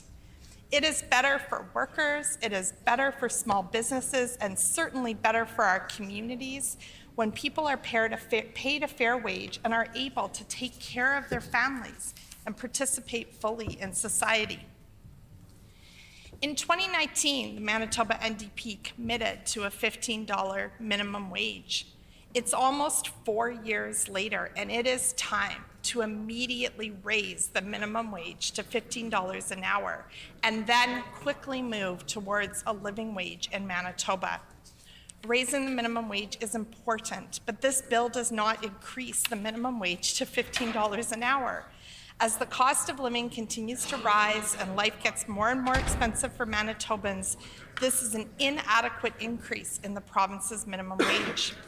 The PCs have also chosen to increase the minimum wage in a convoluted way, rather than simply increasing it to $15 an hour right now. Manitoba had one of the highest minimum wages in the country before the PCs took office, and many minimum wage workers are now forced to work 2 or more jobs just to make enough money to get by, and that's wrong. No one should be in poverty, including minimum wage workers that are working full-time. We have been hearing from countless Manitobans who are concerned about affordability and the rising costs of living, especially when it comes to buying groceries, rising gas prices, and paying their bills. The rising cost of living is making life unaffordable for many Manitobans and making it harder for families to make ends meet. The rising cost of living means that the minimum wage loses its purchasing power as the cost of everyday essentials like groceries and gas continue to increase. It means that Manitobans' already low minimum wage is even lower now than it was months ago.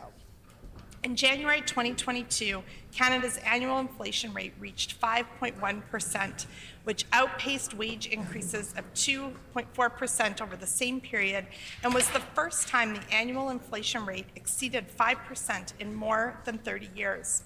Rising prices of goods and services is even more detrimental for those with low and fixed incomes and those living off of limited savings. Recent studies have shown that more than half of Canadians say they can't keep up with the cost of living, and 7 in 10 Canadians report being stressed about money as inflation rates continue to grow. Nearly 40% of parents indicated that they face challenges paying for childcare. And we've certainly heard lots in this House today about exactly why Manitoban parents are struggling with childcare, thanks to this PC government and their bad policies.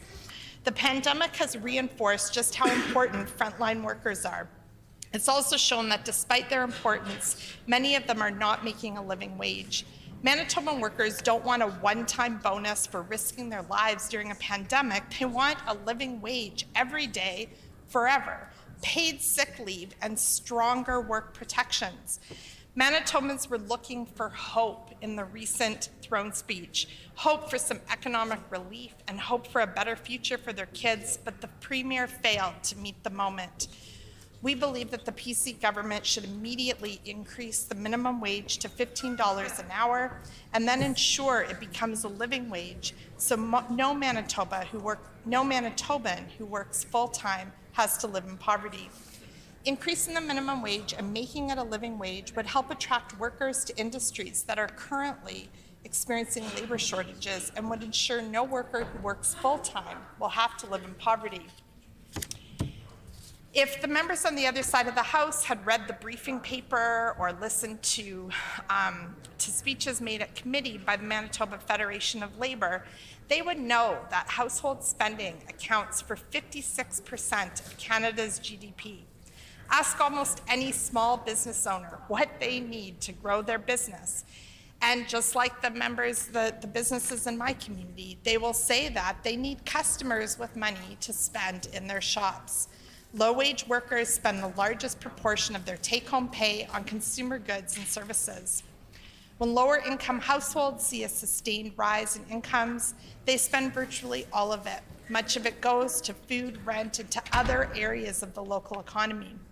In fact, many minimum wage earners, such as those working in grocery stores and food services, spend a considerable amount of their earnings at the very businesses they work at. Adding money to their pockets means they have more money to spend there. If they had read the briefing paper and spent any time reading Hansard or at the committee table listening to the Manitoba Federation of Labor, who represents about 125,000 workers in this province, they would also know that the types of workers who would benefit from substantial increases in the minimum wage include 56% of minimum wage earners are women. The majority of minimum wage earners are adults, and 62% of earners are over 20 years of age or older. 63% of minimum wage workers are not students, and 58% work for firms that employ more than 100 people. More than half have worked in the same job for over a year. Recently, I supported garment industry workers on the picket line. Some of these workers had been making minimum wage for 30 years. These statistics clearly counter the common misconception that most minimum wage earners are young students living rent-free in their parents' basement. I don't know about you over there, but I have one of those rent-free young people living in my house, and I dream of the day when she can make enough money to actually be able to pay rent, buy groceries, pay for heat and water, phone, all the things that are necessary to be able to launch and make it out on her own. And my colleagues are chuckling over here, but it's a real thing. It's a real thing to have. A lot of you have experienced this. I have a 21-year-old going on 22 who finds it almost impossible to think about moving out. And a lot of her friends are in the same situation, even having graduated from university, but many of them working minimum wage jobs, or even slightly above, but it's simply not enough.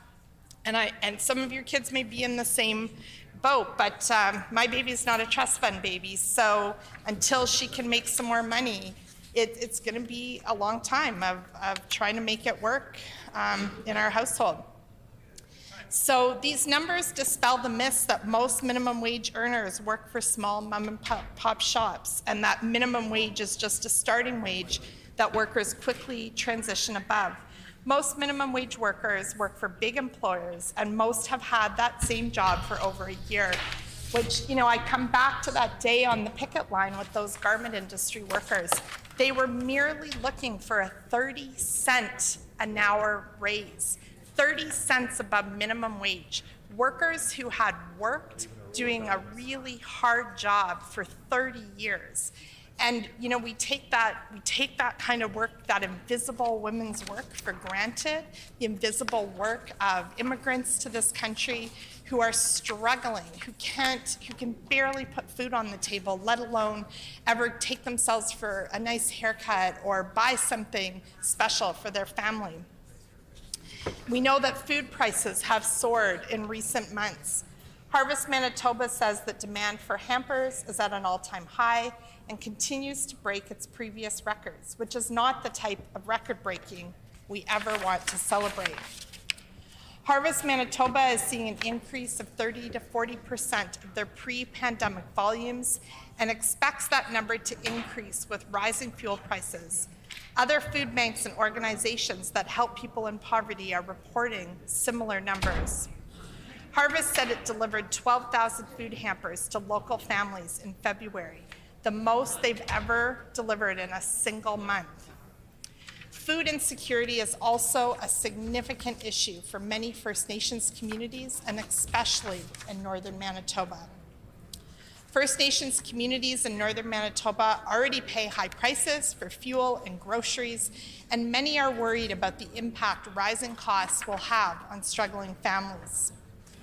The remote community of Barren Lands First Nation in Brochette, about 940 kilometers north of Winnipeg, is one of 121 northern and isolated communities eligible for the Federal Nutrition North Canada program, which is a subsidy applied against the total cost of items such as fruit and vegetables, milk, meat, bread, and some non-food items such as diapers and menstrual products shipped by air, ice road, sea lift, or barge. However, residents still struggle to purchase enough food, and especially healthy foods like fruits and vegetables, as they are often unaffordable.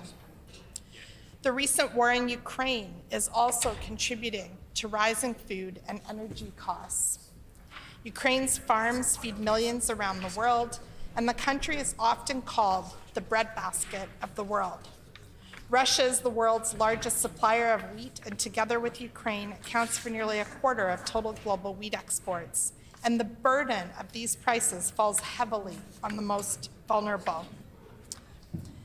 At this time, with a minimal increase to minimum wage, not nearly enough to actually support working Manitobans, with the cost of milk going up because the government decided it would be okay for the cost of milk to go up, at the same time, the PCs continue to make life less affordable for renters. They ended their freeze to evictions and rent increases in the middle of a pandemic. They eliminated the education property tax and in the process reduced a tax credit for renters. They say that rents were temporarily frozen, but then still accepted applications for above guideline rent increases. And while renters are losing out, landlords are getting nearly 7 times more in education tax rebates than the average homeowner. We know that the PC government approved 100% of rent applications in 2019-20, of above guideline rent applications in 2019-2020, resulting in some renters paying 30 to 50% more for rent. Imagine doing that on minimum wage. Imagine doing that on this ridiculously low, some of the most embarrassingly low minimum wage in the entire country. Deborah Kunkel, a senior on fixed income, saw her rent go up $300 a month after the PCs lifted the eviction ban and approved an above guideline increase. Higher housing costs and less support mean families and seniors living below the poverty line will have to make difficult decisions between housing, food, and medications. It's clear that the PC government is out of touch with the reality of what Manitobans need, and they refuse to establish a living wage. The education tax rebate, which first took effect in 2021, provides $40 million for railroads, pipelines, and out-of-province corporate landlords. In fact, the largest recipient of the new education tax rebate are the owners of the Polo Park Shopping Center, Cadillac Fairview, which received a check totaling more than $1 million. The Progressive Conservatives voted in favor of legislation that gives the biggest payouts to big businesses, many big businesses that are paying people well below the poverty line because our minimum wage is too low. What we need is a real focus on the priorities of Manitobans. We put forward an amendment to exempt railroads, pipelines, and out-of-province corporate landlords from the payout, but that was voted down by the members opposite. We have a PC government who believes that raising the minimum wage doesn't actually help to eliminate poverty. It's a mitigation tactic that's seen on the surface to be helping, but really doesn't reduce poverty. That's a quote from the former Premier, Brian Pallister. And we've certainly heard nothing to indicate from the new Premier that she sees it any differently. They have publicly said that raising the minimum wage hurts young people. You jack up the minimum wage, you know what you do? You reduce entry-level jobs. You stop young people from being able to get into the workforce in the first place. So the PC's minimum wage increases have kept our minimum wage as the second worst in the country. The increase they made this fall was inadequate. No one should be forced to live in poverty, especially not while working full-time. Prices for almost everything are going up, and Manitoba minimum wage workers are just falling further and further behind. Thank you, Mr. Deputy Speaker.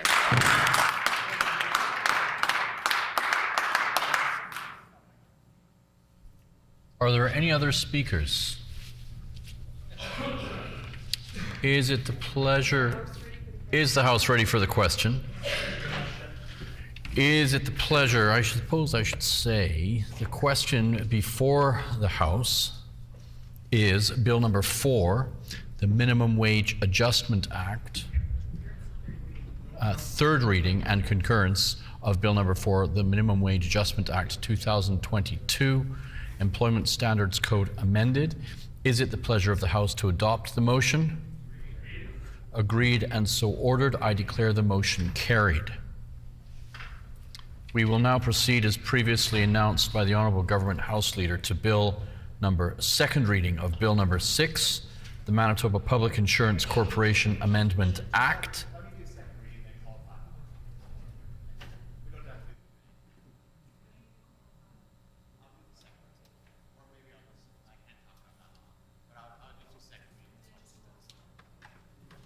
The Honourable Minister of Justice.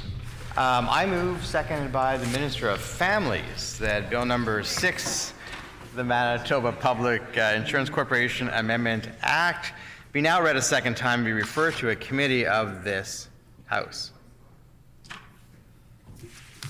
Thanks.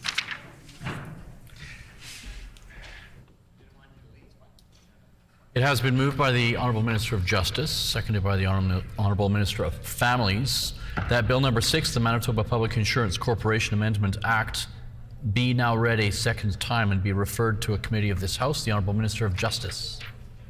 Thank you, Mr. Deputy Speaker. It's a pleasure to speak today on the Manitoba Public Insurance Amendment Act. Members will know that I'm the minister responsible for the MPI Act. But of course, MPI is a Crown Corporation, and so it operates independently. But when the Act needs to be changed, generally what happens is that the officials from MPI will come forward to the minister and say, these are the different proposals that they're looking to change within the Act. And then as the minister, I bring those forward. That's separate and apart from things like earlier today, I announced the Crown Corporation Committee on MPI, which will be held next week on Monday. And at that committee, it allows the opportunity for all members of the House to come and ask questions of Manitoba Public Insurance officials, and they then get those answers on the operations of MPI. So sometimes there'll be questions about future rate setting or different reserve funds or those sort of things.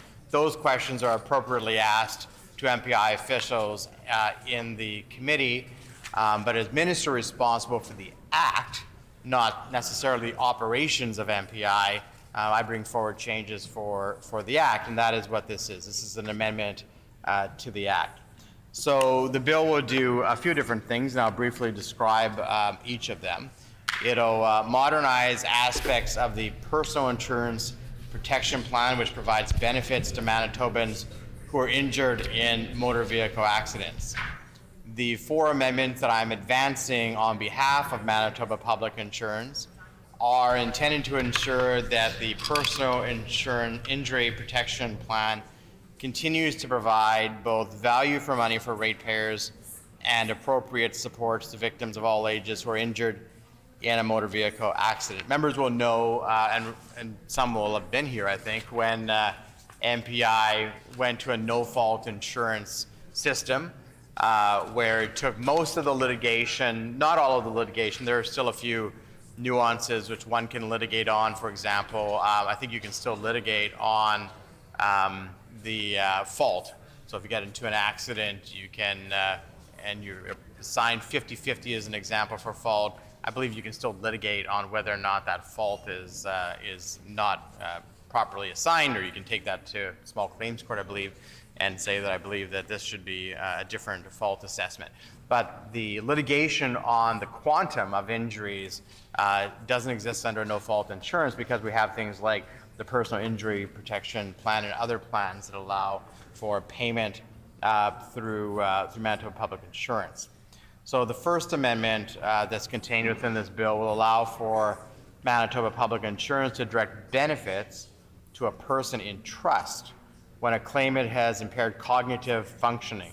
This will ensure that funds which are meant to support victims of accidents who have impaired cognitive functioning are used appropriately to support the victim's care. So this is about ensuring that funds go into a trust for the individual who would be designated to get those funds, but may not be able to make proper self-determination in terms of the use of those funds. And so, of course, there are many different places within statute and law that we put people in the care of someone else, either financially or physically, or in some cases both. But this is ensuring that money goes in trust and then it can be appropriately distributed to somebody who otherwise has impaired cognitive function. The Second Amendment will expand the income replacement indemnity coverage to Manitobans over the age of 65 who have a pattern of seasonal employment or an offer of employment at the time of injury, further aligning with supports for the province's senior strategy. So this is ensuring that, for example, an individual who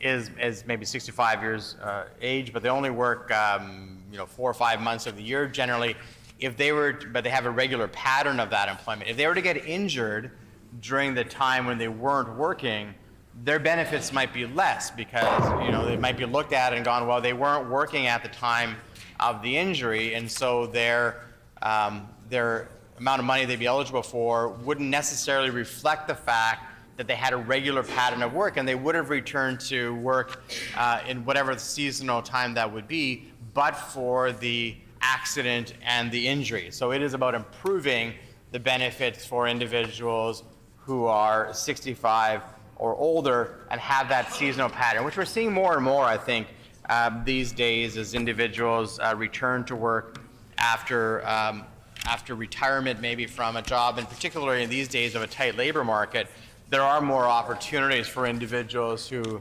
are 65 or older to be able to return to work. So it's a benefit that otherwise might, sometimes we'd call it a loophole or a gap in the system where otherwise people might fall into that gap.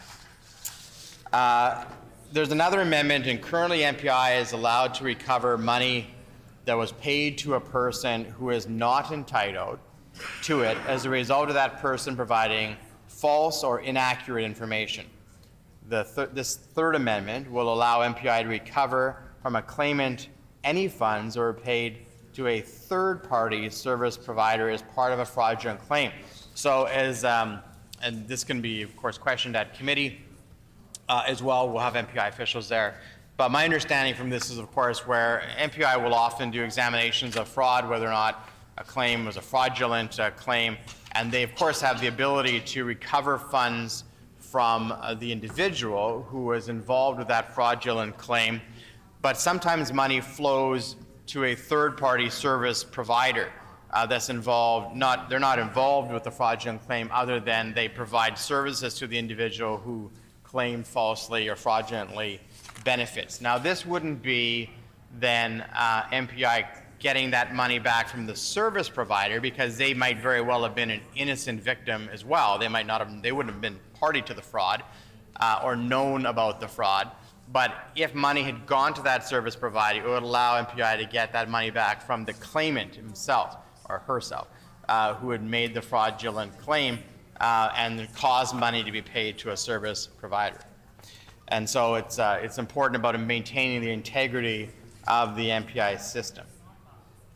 The final amendment will ensure that when MPI has an agreement in place with another jurisdiction, residents of those other provinces are not compensated twice for the same accident, and that out-of-province insurers are not offloading their responsibility to compensate their insured onto Manitoba Public Insurance. So one might imagine a Manitoban driving in our province with a resident of Saskatchewan in the car, for example, and coming back from the Grey Cup or something, I don't know.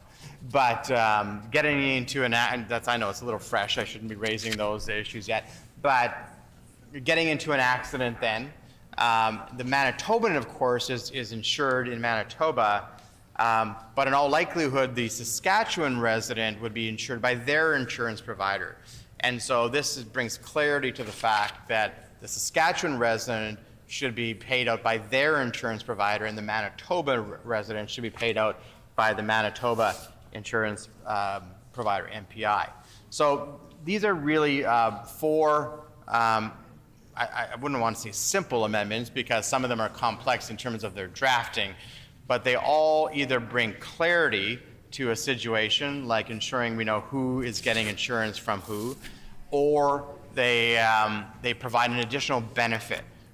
So in the case of a senior who's 65 with seasonal employment, it provides a benefit that they might otherwise be excluded from. In the case where somebody has a cognitive impairment, the ability to put money into trust is about protecting them as an individual. So there's a number of different things within these amendments that I think are beneficial to ratepayers and to those who might be claiming different support through Manitoba Public Insurance. Now, I think the members, as we get into a question period relatively shortly, members might have specific questions about the operational details of MPI and how it relates to personal injury protection is one example. I would ask members, to have some leniency on me in terms of those, because in question period, of course, I try to answer questions fully and appropriately in the Department of Justice. But with MPI, this is an operational issue sometimes, and so members might be tempted to get into operational questions in this question and answer period, which is coming up, which might be more appropriately directed at the committee that we're going to have on Monday. If members have operational questions around MPI, reserve funds, or rate setting, or those sorts of things, they're naturally, or they should be naturally asked at the MPI committee on Monday and not here in terms of this question period. As it relates to the Act, where there are questions about the amendments in the Act, I will endeavor to answer them if I can during this time, or I may take them as notice and answer them in the committee that we're going to have at some point when this bill is called to committee, either, well, probably more likely in the spring, I suppose, of next year. And we can have officials answer the questions at that time. But it's important to bring clarity about what the minister who's responsible for the Act can answer, as opposed to officials who are actually operating the Crown Corporation. So just in conclusion, as we are entering the holiday season, and I hope you'll give me a little latitude, Mr. Deputy Speaker, I would say, because it's related to MPI, that this is a time where people are often at festivities. We're back to those again, thankfully. Sometimes people imbibe in different things at these festivities. MPI is running the Operation Red Nose, or sponsoring, not running it, they're sponsoring Operation Red Nose again in Manitoba, and we had the launch of that just a little while ago, and of course it was made clear there from the officers who were at the launch of Operation Red Nose that it is up to individuals to have a plan to get home safely during the holiday season. So if you're planning to drink or do other things that might impair your driving, make sure you have a plan before you go to the festivities that you're going to get home safely. And Operation Red Nose can be part of that plan or there might be other things that one could have in place for a plan. But it's very important that Manitobans do that because we want everybody to get home safely this holiday season and have a wonderful Christmas and other celebrations that are happening at this year. So with that, I look forward to questions that members might have during the question and answer period.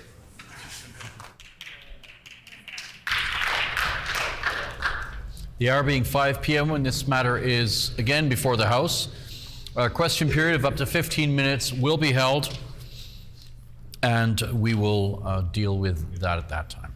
This House is therefore adjourned and stands adjourned until tomorrow morning at 10 a.m. Have a good evening, everybody.